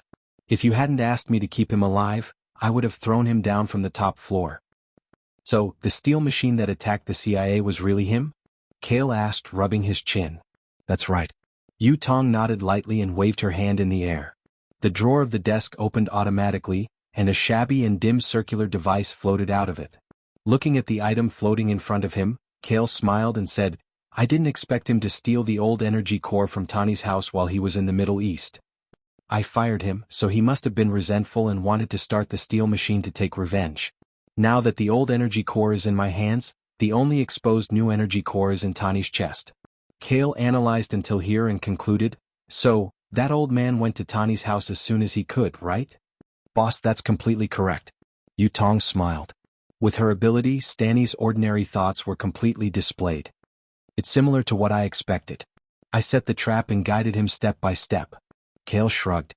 Stanny, to him, was as weak as an ant and he could easily crush him to death. As for now, Stanny was still useful. He could do his best to shine and turn into an experienced boss monster to help his nephew level up. An ability user who had everything going smoothly wasn't a hero. They must be independent and have enough tenacity. The most important thing was to stand up again after falling and learn from their mistakes. Since he was the godfather, he had to take on the responsibility of a godfather. Kale didn't mind creating trouble within his control to train the newbie hero Iron Man, Yu Tong. It's time to go to the next venue. Kale snapped his fingers and walked to the balcony of the office. At the height of the 68th floor, the night wind outside blew his silver hair into his forehead. A pair of dark wings unfolded behind him. Kale jumped up and stepped on the railing of the balcony. He leaped, flapped his wings and flew into the night sky of the bustling buildings outside. Chapter 231. In the center of New York, in Tani's duplex villa. "Pepper, please. There must be a list of Stark's weapons in the administrative folder on Stanny's office computer. I need you to take it out." "Tani, what will you do if I find the list?" "Follow the list, of course. I'll destroy all the weapons." "Then I'm sorry. I won't help you even if I resign." Tani, who was dressed in casual clothes, and Pepper, who was dressed in a business suit, were discussing matters in the living room on the first floor. Pepper directly rejected Tony's request. After saying the last sentence, she turned around and was about to leave. Tani stared at Pepper's back as she was about to leave and said loudly and sincerely, "Pepper, you stood by my side and helped me when I made money from the dead. Now that I'm going to help those who were hurt because of me, you're going to leave me alone?" These words touched Pepper deeply and she stopped in her tracks. She turned to look into Tani's eyes and said in a low voice, "Tani, you know that I'm willing to do anything for you, but this will kill you. If I help you, it'll be the same as pushing you into danger." Tony's face was as calm as ever. After experiencing some things in his 30 years of life, he now looked more and more mature. He sat silently on the leather sofa and said with a smile, "If it wasn't for this belief, I would have already died in the slums." He looked at Pepper with a resolute and determined gaze. At that moment, Pepper suddenly understood that she couldn't dissuade the man in front of her. Pepper froze for a moment, then said with heartfelt emotion, "Tony, ever since you met Kale and Godfather, you seem to have transformed and become a different person." "Godfather. He made me understand my mission." Tani's face was calm as he said unwaveringly, just as he said, "I don't care about what others think.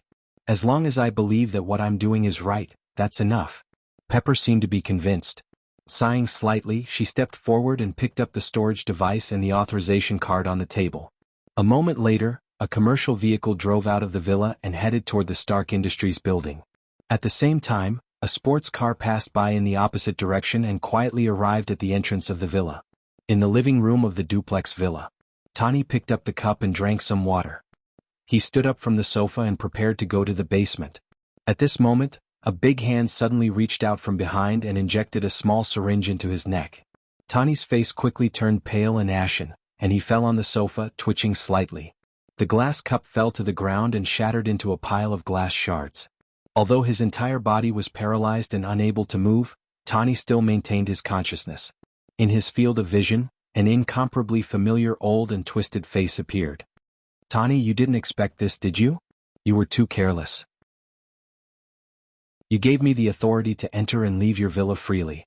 Stanny walked in front of Tani and said in a cold tone. He took a screwdriver in his hand and prepared to take out the energy core device from his chest. Tani stared at him with bloodshot eyes, revealing confusion and shock. "Tani, when I cooperated with the terrorists and launched a kill order against you, I specifically advised them to keep you alive so as not to kill a golden chicken that can lay golden eggs.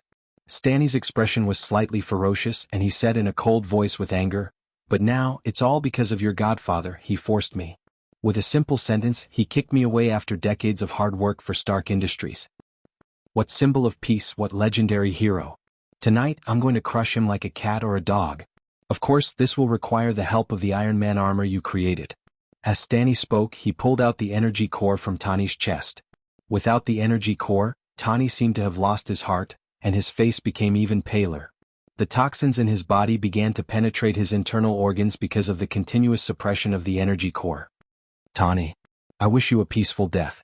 I will send your godfather to heaven as soon as possible so that you can accompany him. Stanny chuckled and picked up the dazzling daylight-emitting energy core. He patted Tony's face and quickly left the villa without stopping. He wanted to take this new energy core to start the modified Mark I Iron Man armor and return to the office building of Stark Industries to find Kale for revenge. After Stanny left for a while, Tawny coughed violently on the sofa. Most of his temporary paralysis had been lifted, but the toxins from the previous bullet had deepened, causing him to become a terminally ill patient. Am I going to die? Tawny smiled bitterly, panting weakly, and sat down on the cold floor. The old core was stolen early in the day, and the only new core was taken away. And even if he had time to rebuild another core, his body didn't have much strength left. Without the energy core, he could only slowly wait for death. I can't accept this. The hall was silent at night. Tawny's body was losing strength and vitality, and he was slowly approaching the threshold of death. A few warm faces kept flashing in his mind. Father Howard, Godfather Kale, Butler Jarvis, and even his girlfriend Pepper. Right, he didn't seem to have time to confess. His body was cold. Tawny's breathing was weak, and his eyelids were as heavy as lead, about to close. Thud thud, the sound of steady footsteps could be heard in the silent hall. Tawny struggled to open his eyes and saw a tall black figure slowly approaching him. Godfather? Is that you? No, this should be an illusion before death, Tawny said to himself with difficulty. Then the figure stopped in front of him, squatted down slightly and asked, Tawny, are you giving up just like that? Godfather, I have no choice. You're right.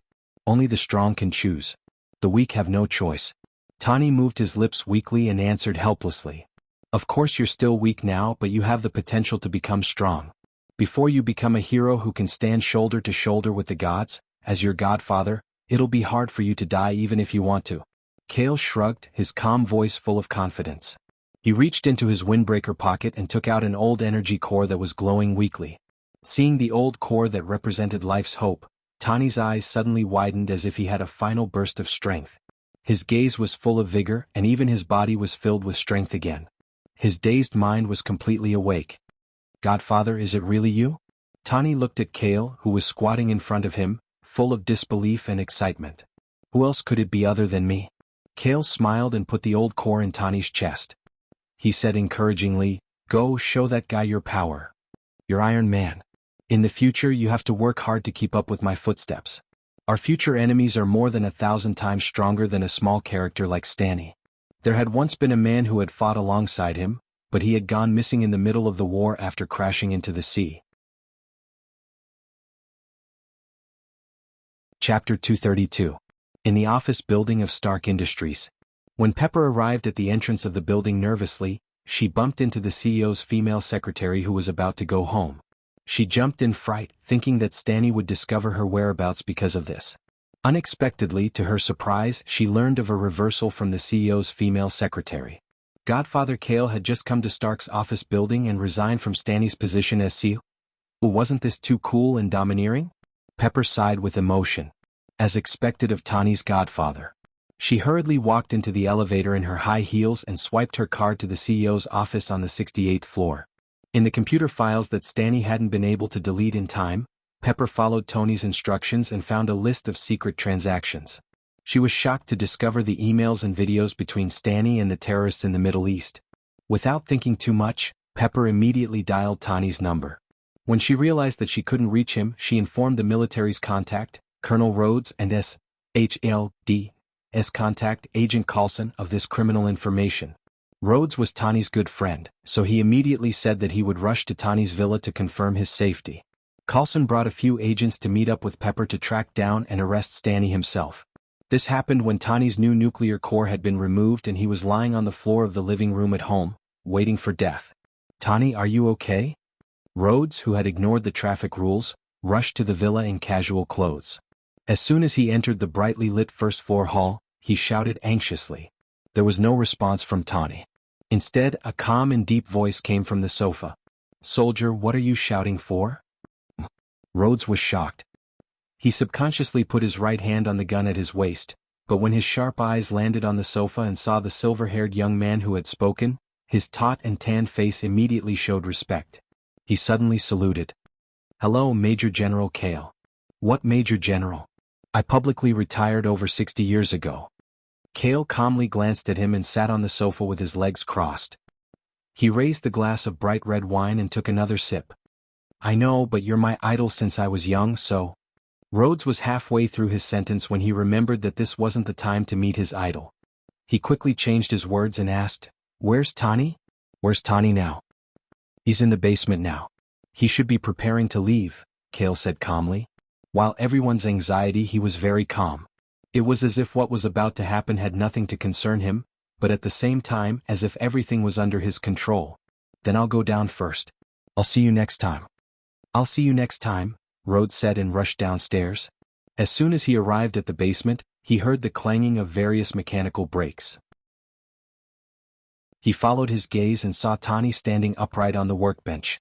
The core on his chest was shining brightly, and the mechanical claw was putting on the tight-fitting Iron Man suit for him. It was Mark II, which had been painted with golden red paint and anti-ice material. The mechanical suit was perfectly integrated with the human body, and the cool humanoid armor gradually took shape. Rhodes was a little dazed for a moment and said, "Tani, this is the coolest thing I've ever seen." "Rhodes, you're here. Where's Pepper now?" Tani asked solemnly. "She and a few agents are at Stark Industries, preparing to capture Stanley," Rhodes replied quickly. "They alone are far from enough. I'll go over now." As Tani spoke, he had already put on the Iron Man suit and turned into a robot. A dazzling white light appeared in the eyes of the steel chest and mask. "Do you need my help?" As Rhodes asked, his eyes were fixed on the side of the workbench, where there was another unpainted original model of the suit. "Clear the sky for me." As soon as Tani finished speaking, his hands dropped, and the engines on the soles of his feet and palms roared, emitting white lasers as he rapidly accelerated and broke through the ceiling and walls of the basement. "It's about time." Behind him, there was a sound of life coming from the stairs. Rhodes turned around and saw Kale walking down calmly with a glass of wine. "Mr. Kale, aren't you worried at all?" Rhodes couldn't help but ask curiously. "Worried about what?" Kale's question stunned Rhodes for a moment, and then he smiled bitterly. Stanley's matter seemed to be a small matter for the symbol of peace who had single-handedly ended World War II. Rhodes suddenly remembered something. "Right. Mr. Kale, ever since you returned, there's a general who wants to see you very much. He said that there's something he wants your help with. He said that the military is preparing to deal with a monster, and you're the only one in the world who can deal with it." "Monster?" Kale thought for a moment and said coldly, "Although I don't want to have anything to do with the UA military, if the monster you're dealing with is worthy of my help, I'll consider it a little." "That's settled then." Rhodes breathed a sigh of relief and pointed to the sports car in the basement. "I'm going to Stark Industries now. Do you want to go and see it?" "Iron Man's first battle, of course I'm going to see it, but I don't need to take your car." Kale put down his glass and under Rhodes' puzzled gaze, he came to the open air under the hole in the ceiling.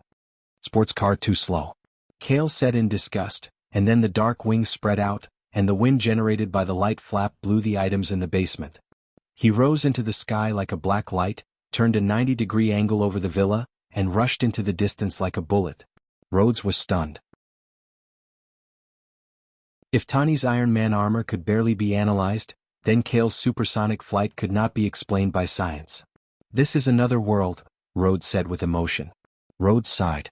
He took one last look at the prototype battle suit before running off to drive his sports car. At the same time, in the Stark Industries manufacturing factory, dented bullets were scattered all over the ground, and 3 or 4 agents in suits had fainted. Some had even died tragically on the floor.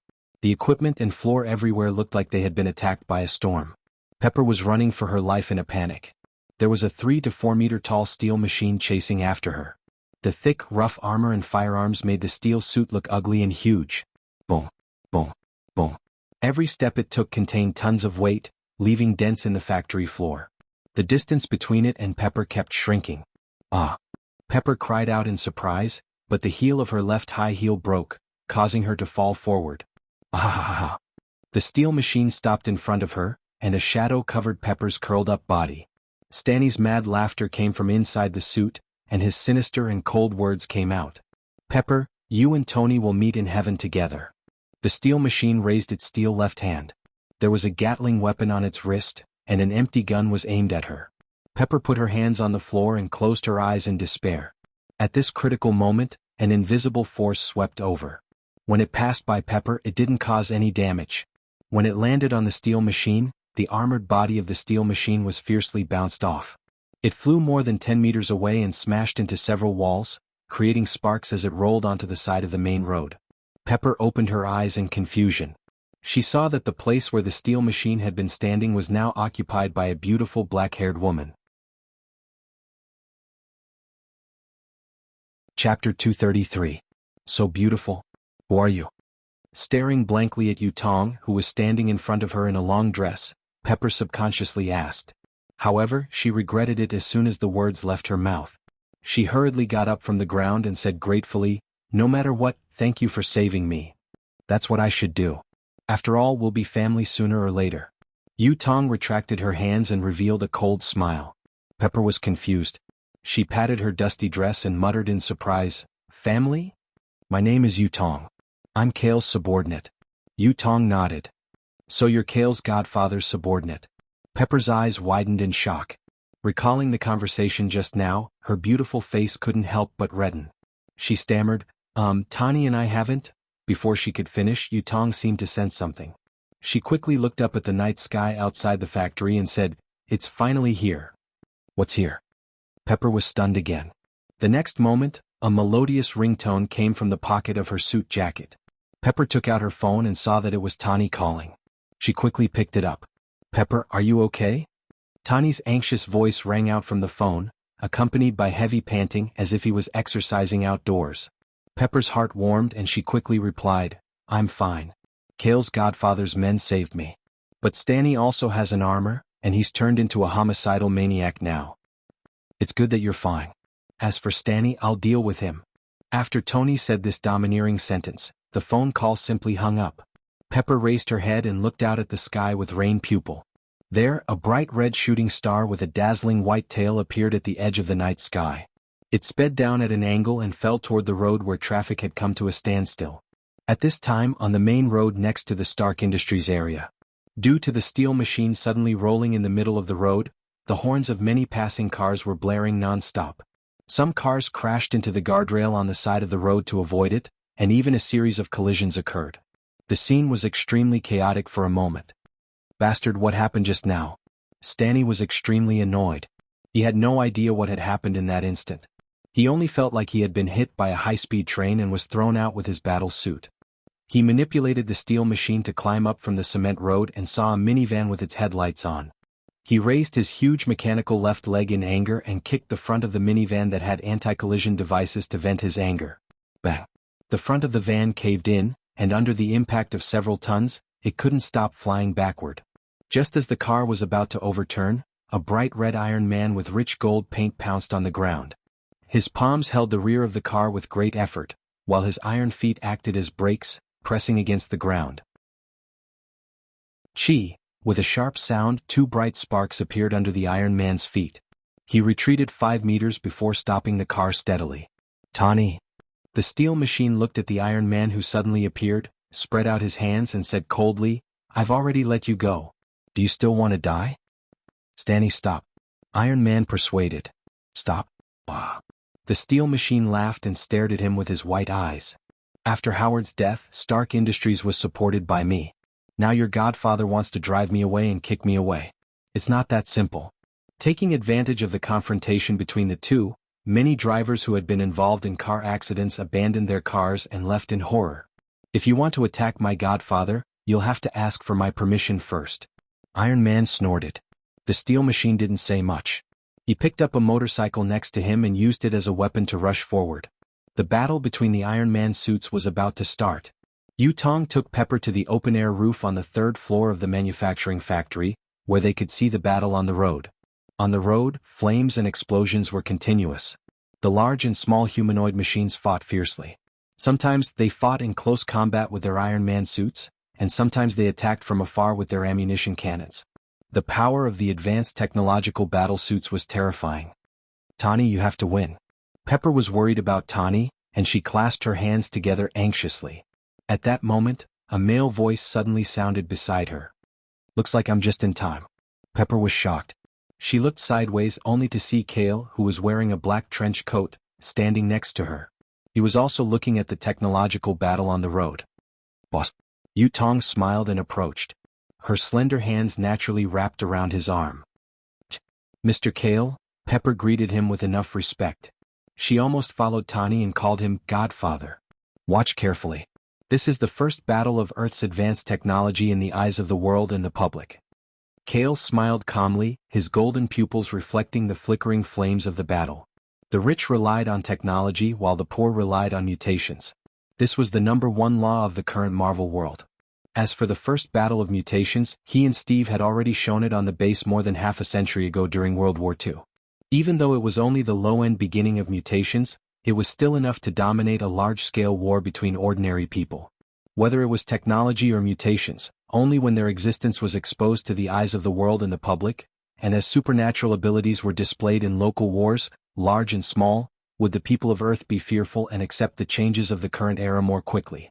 In the battle on the road, the Iron Man was gradually suppressed by the steel machine. He was swung around like a rubber ball and violently smashed into the abandoned bus. The steel machine raised its shoulder and fired a small missile, turning the 10-meter area around the Iron Man into a sea of fire. "Mr. Kale, can Tani win?" Pepper asked anxiously. "That will depend on Tani himself." Kale rubbed his chin and calmly analyzed, "Purely in terms of direct combat performance, the Mark I modified by Stanny, who has no bottom line, is a bit ugly, but it's ferocious and powerful in battle. As for the Mark II that Tani made later, it's all-round in performance, but it's still a bit inferior in battle. More importantly," Kale paused for a moment and then said in a deceptive tone, "what I gave him is an old energy core. It should be almost out of energy by now." "What did you say?" Pepper opened her eyes wide and looked at the battle in panic. She saw that the light source on the Iron Man's chest had indeed dimmed a lot. "There's not much energy left. I can't drag this out any longer." Tani, who was in battle, obviously knew this. Wearing the tattered battle suit covered in scars, he resolutely looked at the night sky above his head and made a decision to start the engine under his feet, shooting into the sky like a rocket. "Where do you think you're going?" Stanny shouted coldly. Large amounts of exhaust gas spurted out from under his feet, and his huge steel body followed closely behind. The two seemed to be competing as they sped up into the boundless dark night sky. Seeing this, Kale couldn't help but shake his head from the roof of the factory. "Brainless guy, it's over." Chapter 234. Under the gazes of Kale and the others, Tani and Stanny relied on their Iron Man suits to chase each other into the night sky, until they turned into two scattered dots and completely disappeared from the sky. "This scene is really familiar," Kale muttered to himself as he raised his head slightly. Fighting for the light of victory with the belief of certain death was exactly what he wanted Tani to comprehend tonight. Humans were like ants in the universe. Even if they had the opportunity to step onto the steps of evolution, without the heart of a powerhouse, how could there be a day when they could stand shoulder to shoulder with the gods? "After this battle, you are the one and only hero on Earth," Iron Man Kale was whispering when Pepper exclaimed beside him. Something was falling from the night sky above their heads. Taking a closer look, they saw that it was the Iron Man suit that Stanny was wearing. At that moment, a layer of white frost had condensed on the surface of the steel machine, and its various parts had dimmed due to the extinguished flames. It was like a huge piece of scrap iron falling down. Ordinary steel materials would freeze at an altitude of 10,000 meters. Even Tani himself had suffered from this seemingly common knowledge blind spot. If it weren't for Kale secretly helping him, he might have fallen into a pile of scrap iron. Tani's new Mark battle suit model used the material of an aerospace spaceship and could resist the frost at high altitudes. He could no longer be simply called Iron Man Boom. The steel machine fell from an altitude of 10,000 meters and landed behind Kale and the others on the third-floor rooftop of the manufacturing factory. With a deafening sound, a huge hole collapsed and gravel and dust splattered everywhere. It was clearly not a threat, but as if she didn't want the dust to stain Kale's trench coat, Yutong's clear eyes flickered with silver light, and her mind spread out like invisible ripples, shaking away all the dust that splashed over. "Where's Tawny?" Pepper covered her ears and looked up anxiously. She finally saw the Iron Man appear in the air.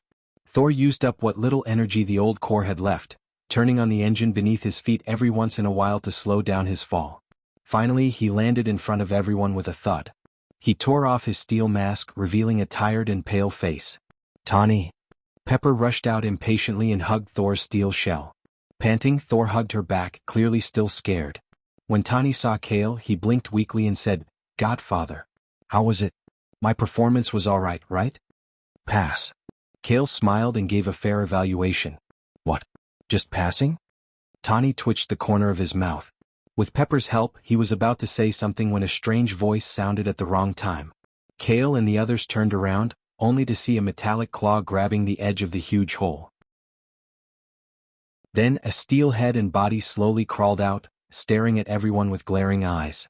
"The anti-shock measures have actually been strengthened so much. Let me." Tawny's expression changed and he hurriedly pushed Pepper's hand away.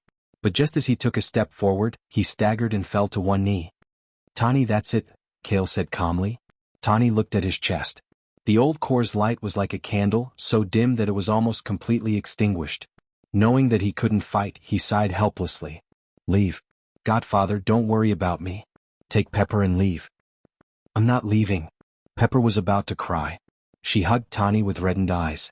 Looking at the two of them who were separated by life and death, Kale was a little speechless.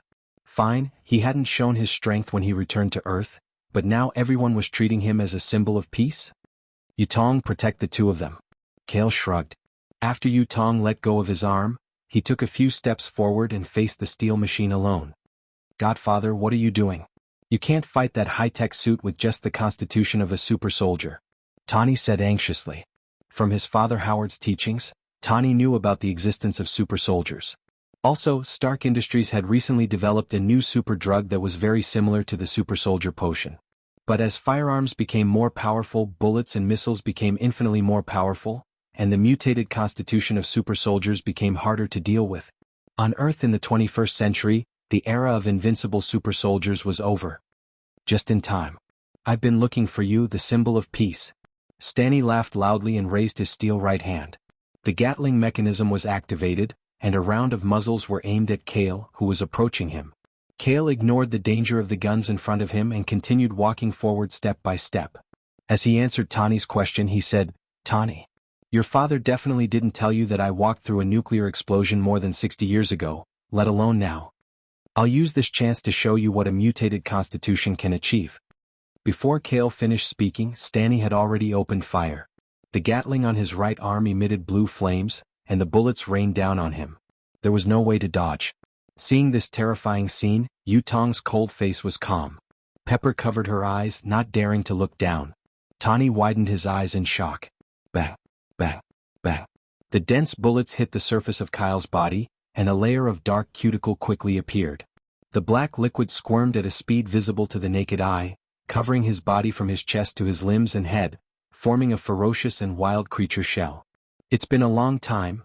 Under the continuous barrage of bullets, a smug voice appeared in Kale's mind.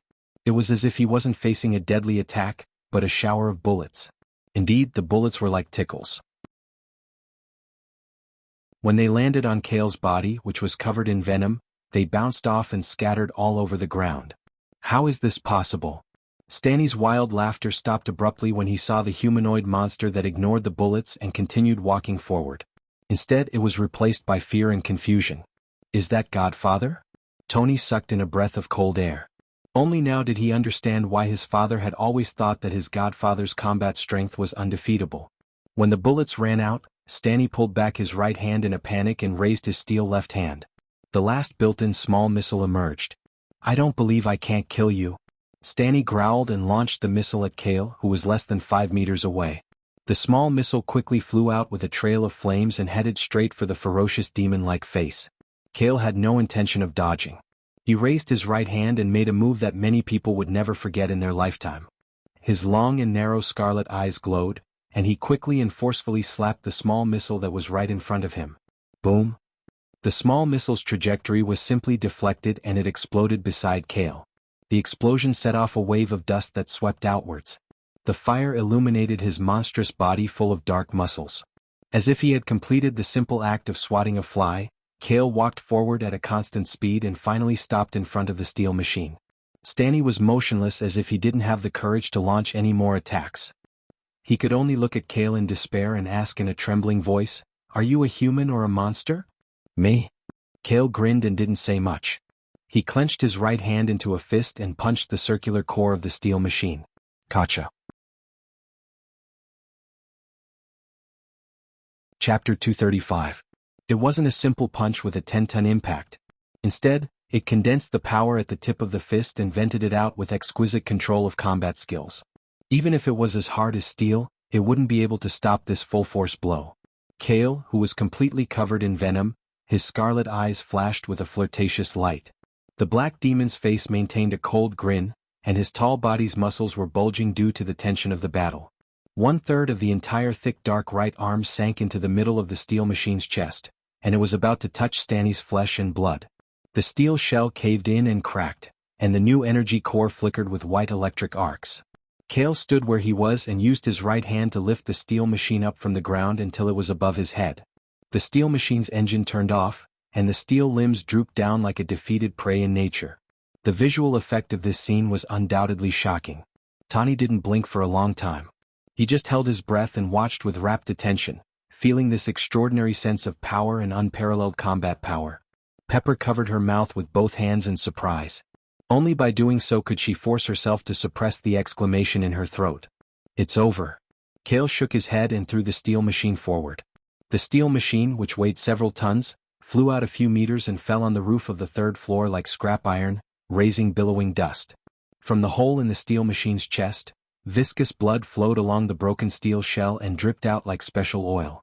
Kale's punch didn't land on Stanley, but the impact of the punch was transmitted to the inside of the Iron Man armor, and Stanley's ordinary body couldn't take it at all. "You can't even warm up." Kale clapped his hands a little disinterestedly, and the dark creature's coat gradually faded, returning to an ordinary trench coat on his body. This was the difference between technology and mutation. Technology focused on black technology tools, while mutation focused on superpower physiques. The best state was to have both technology and mutation, such as Kale himself, Captain America, Black Panther, and the future Spider. As for Tani, Kale turned around and looked at Tani. Only then did he realize that Tani had already fainted and was half lying on the rooftop. His head, which was still wearing the steel helmet, was in Pepper's arms. The old nuclear core in his chest had burned out its last bit of energy, and the light of day dimmed and went out. Pepper sat on the ground and hugged Tani tightly. With tears in her eyes, she begged Kale for help.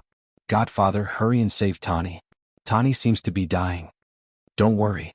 With me around he won't die," Kale said calmly. He walked over and pulled out 3 cards from the card space. One day later. In the master bedroom of Tani's villa.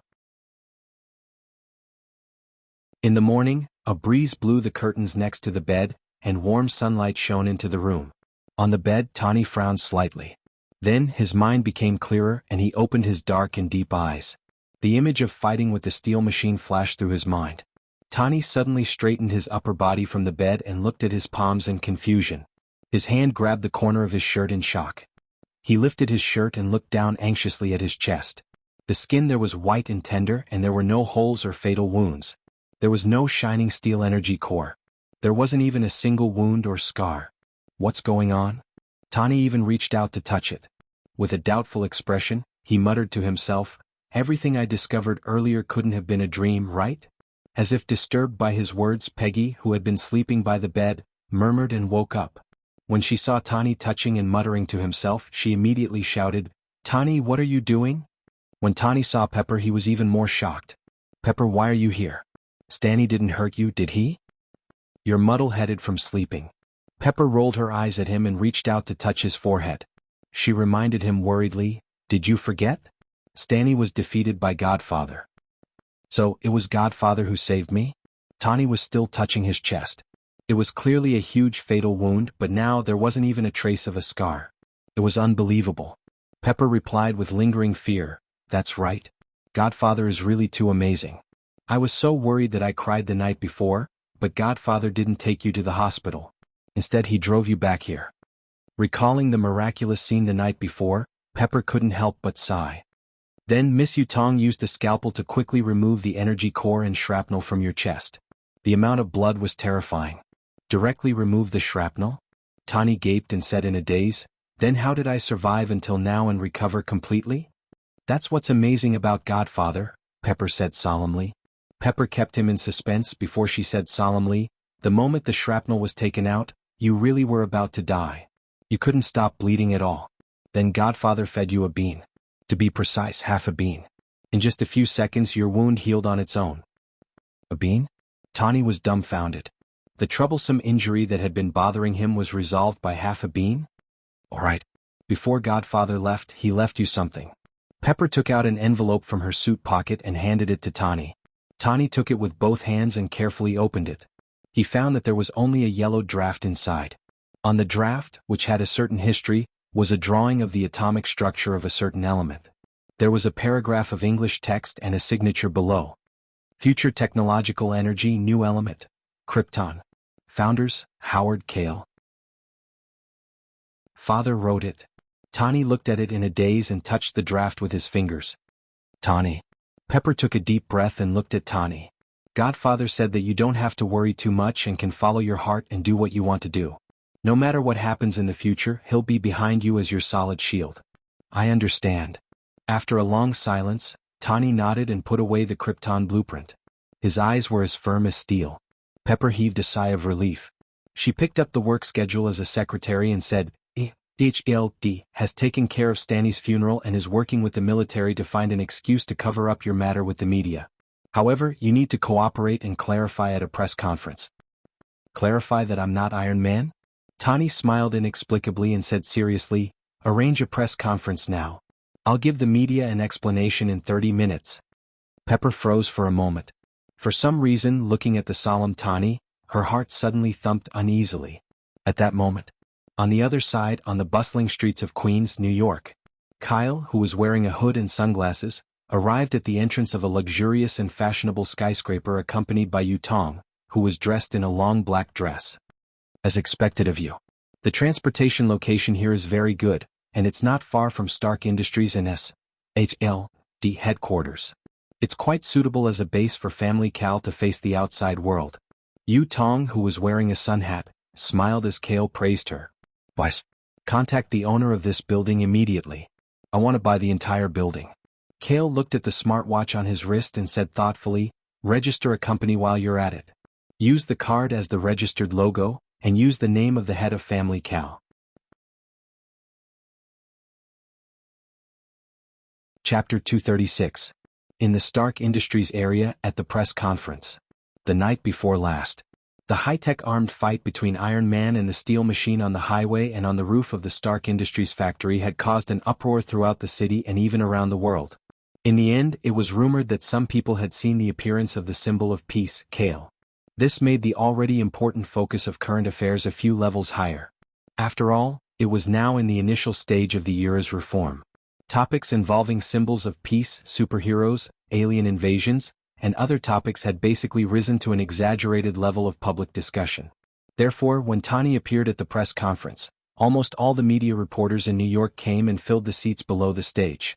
Various TV channels also broadcast live news. Colonel Rhodes, on behalf of the military, took the lead on the podium to speak a lot of official words, which made some reporters sleepy in the morning. "Now, let's welcome the chairman of Stark Industries, Tony Stark." When Rhodes finished speaking and raised his hand to the side, the media at the scene immediately applauded in anticipation. Tani, in a formal suit, dressed elegantly, walked onto the stage with the speech script prepared by SLV in his hand. Rhodes, in a military uniform and cap, stood next to him in a military posture and nodded encouragingly at him. Tani coughed and said, "Well, you must have thought that the one fighting with the steel monster on the road and the roof of the factory last night was me?" A female reporter raised her hand and interrupted him. "Mr. Stark, someone saw your godfather appear. Do you still want to say that Iron Man is your bodyguard?"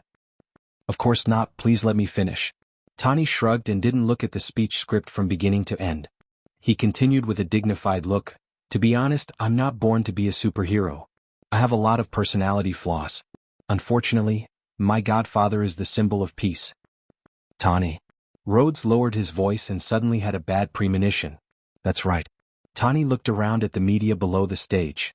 Facing the camera, he admitted with certainty, I am Iron Man. As soon as he finished speaking, the entire press conference instantly exploded. Countless reporters stood up in surprise and excitedly rushed forward with microphones in their hands. May I ask how the flying steel coat was made? What kind of undisclosed advanced technology does Stark Industries have? As the symbol of peace and the third superhero recognized by the world after Captain America, what do you think? How much has your godfather helped you? How did he guide you to the path of a superhero? Will you popularize the weapons used in Iron Man to the military? A bunch of questions came one after another. Tani picked out some questions and answered them simply. Rhodes, who was beside him, slapped his forehead helplessly. HLD, and the military's previous preparations were all in vain. Whether the publicity of Iron Man's identity was good or bad, at least from now on, Tani was destined to be associated with superheroes. He could no longer relax in peace. The questions at the press conference were endless. The excited reporters were on the verge of losing control. Some staff members began to form a human wall to maintain order. At this moment, the phones of many reporters who were crowded together vibrated at the same time. They took out their phones, answered the call, or looked at the text messages on their phones. Their faces suddenly flushed with excitement. They didn't care to ask Tani any more questions. They pulled the cameraman and ran out of the door. In just half a minute, hundreds of reporters ran away. The chairs below the stage were a mess. Tani breathed a sigh of relief. While looking at Rhodes in surprise, he asked, What happened? You ask me. How would I know? Rhodes spread his hands angrily. But soon he also took out his phone as if he had received a message. He looked at the screen and suddenly raised his phone. Okay. Your godfather just bought the D Howe building and founded a company called Supernatural Firm. He also made it public. I knew it. Tani smiled.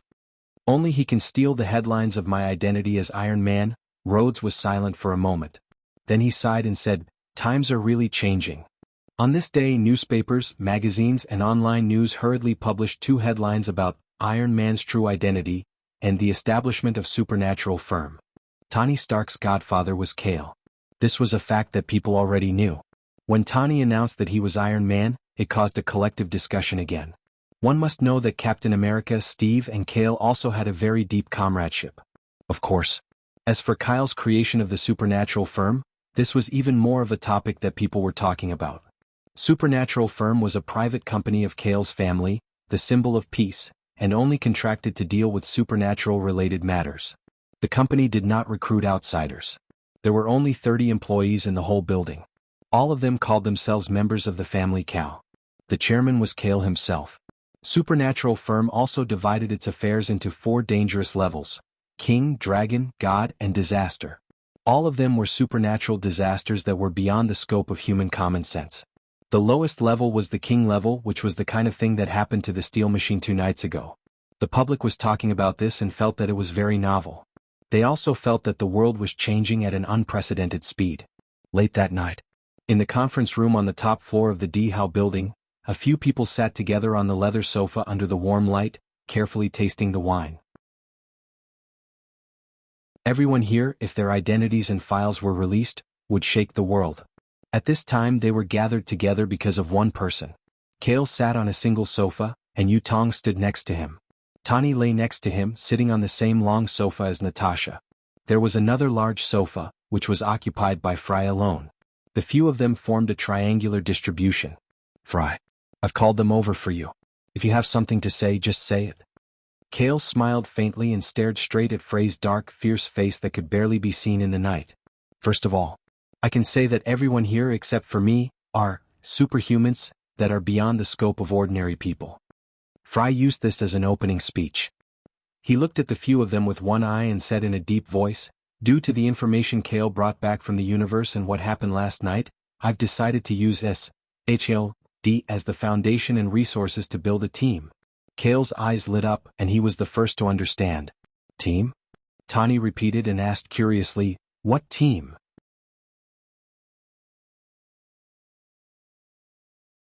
Chapter 237. The Avengers? The name of this team itself was a bit thought-provoking. Everyone's eyes were solemn as they fell into a short period of contemplation. At this time, it was time to form a hero team. Kale had already expected this. He smiled indifferently, sipped his red wine, and did not express his opinion immediately. Yu Tong, who was behind him, was expressionless. Other than Kale, nothing else in the world could arouse her interest. The Avengers. If this name was interpreted in the Eastern language, it was to implement the central idea of, if others don't offend me, I won't offend them. If the enemy offends me, I will return the favor tenfold. Using this way of thinking and handling to deal with the upcoming powerful enemies and alien invasion was undoubtedly one of the best choices at present. Fry looked around at the few people and said seriously, the predecessor of the Avengers was the Science and Strategy Department during World War II decades ago. It was a special team formed by Howard Stark, Paige Carter, Cale Doff, and Steve Rogers to deal with the Hydra organization that had advanced technology and was vainly trying to dominate the Earth. Fry. I haven't even agreed to it and you're directly putting me on the list of the Avengers? After being the director of SHLD for so long you've learned your lesson? Kale's face gradually turned cold, and a strong sense of oppression faintly surged from his body. Even the air conditioner in the room inexplicably stagnated and became hot. Godfather. Patriarch. Tani and Natasha's expressions changed slightly. They looked at Kale uneasily, not understanding why he was suddenly angry. Fury's tanned face was also suffused with anger. He glanced at Kyle in exasperation and complained, "You bastard, you still have the nerve to say that. Half a century ago, you gave me the SHLD that you were in charge of. Now that you're back, even if you don't do anything, I'll use your name to suppress the Avengers." The rest of the people were stunned. They didn't expect that a man like Fry, the former director of SHLD, who was feared by the remnants of Hydra every day, would have a side like a little bitch. Kale's originally cold face suddenly broke into a smile. He shrugged his shoulders confidently. Capable people do more work. I'm training you. At this moment, Tani and the others understood that the two of them were teasing each other as old friends. Fry stared at Kale with his single eye and said in a deep voice, "Cut it out. No matter what, the Avengers cannot do without you. You are the core pillar of their heroic spirit and strength. Don't. In terms of strength, Tani won't be any weaker than me when he grows up in the future," Kale said as he casually leaned back on the soft leather sofa. He changed the topic and said, "As for the spiritual pillar, if that person isn't dead, he'll be more suitable than me." Everyone present fell silent when they heard this. They knew who Kale was talking about. Frey's deep single eye revealed a glimmer of light, but it quickly disappeared. He said sincerely, "Kale, I'll take you to a place in a week." Kale only said this one word and didn't say anything else. He also didn't ask where Fry was taking him.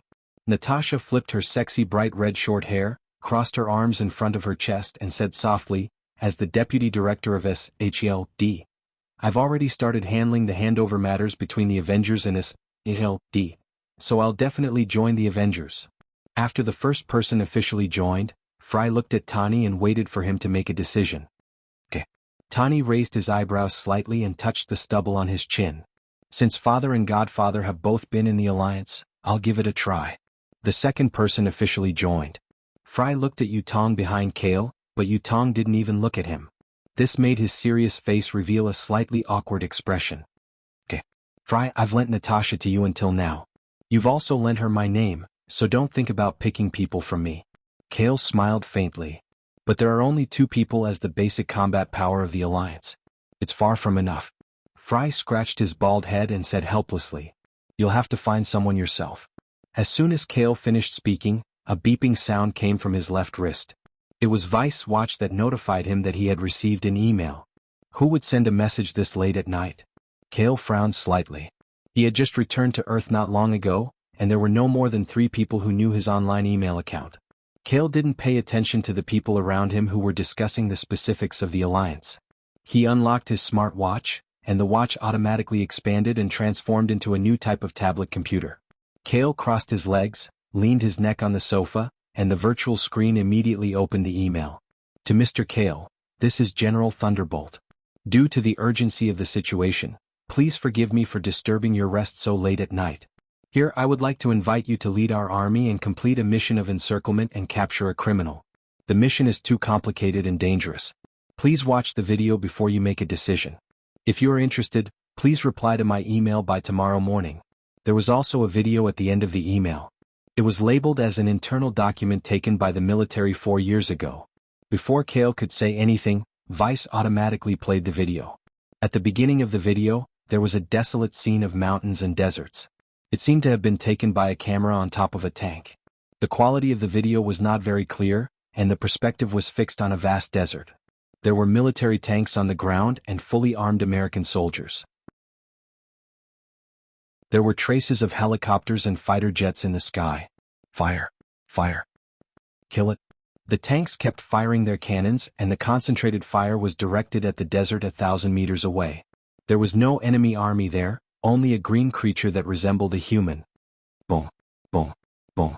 The cannons covered the area where the green creature was. Sand and dust were flying everywhere. But no matter what, the green creature did not fall. Instead, it let out a loud monster roar, and the sound shook the air for 1,000 meters. In the middle of the cannons, the green creature suddenly accelerated, sprinted, and leaped toward the camera. In just a few seconds, the green creature had crossed thousands of meters and arrived in front of them. The monster's body was 2 to 3 meters tall, and it was extremely eye-catching. It grabbed the barrel of the tank in front of it with its thick hands and tore it off with force. With just a few hits, the tank was smashed into a pile of scrap metal. Finally, it let out a ferocious roar at the camera and rushed forward. The tank that the camera was on rolled over like a toy, and the video turned into a static screen with no signal. The monster that Rhodes mentioned last time, it really is Hulk. Kale's face was expressionless as he put away the tablet. But for some reason the blood in his body was slightly restless. He suddenly had an impulse to fight it. It was not a sudden impulse. After this impulse appeared, it became more and more intense until he suddenly clenched his fists. His golden eyes were faintly burning with a bright flame, and venom was laughing excitedly in his mind. Yu Tong stretched out her hand and gently put it on Kale's shoulder, massaging his muscles to relax and soothe his muscles. "Godfather, what video did you just watch?" Tani saw his abnormality and asked solemnly. "Nothing." Kale exhaled and smiled at Fry and said, "The high-end combat power candidate you want is here. Hulk, known as the strongest hero on the surface, the best representative of the mutated body. You're tuning in to the Han Lee's Wuxia Chronicles YouTube channel. We're so grateful for your support, and don't forget to subscribe to join us on this incredible journey through captivating stories. Your generosity through donations truly makes a world of difference, as it's the primary source of revenue that allows me to expand and enhance this channel for you. Thank you from the bottom of my heart for being a part of this adventure."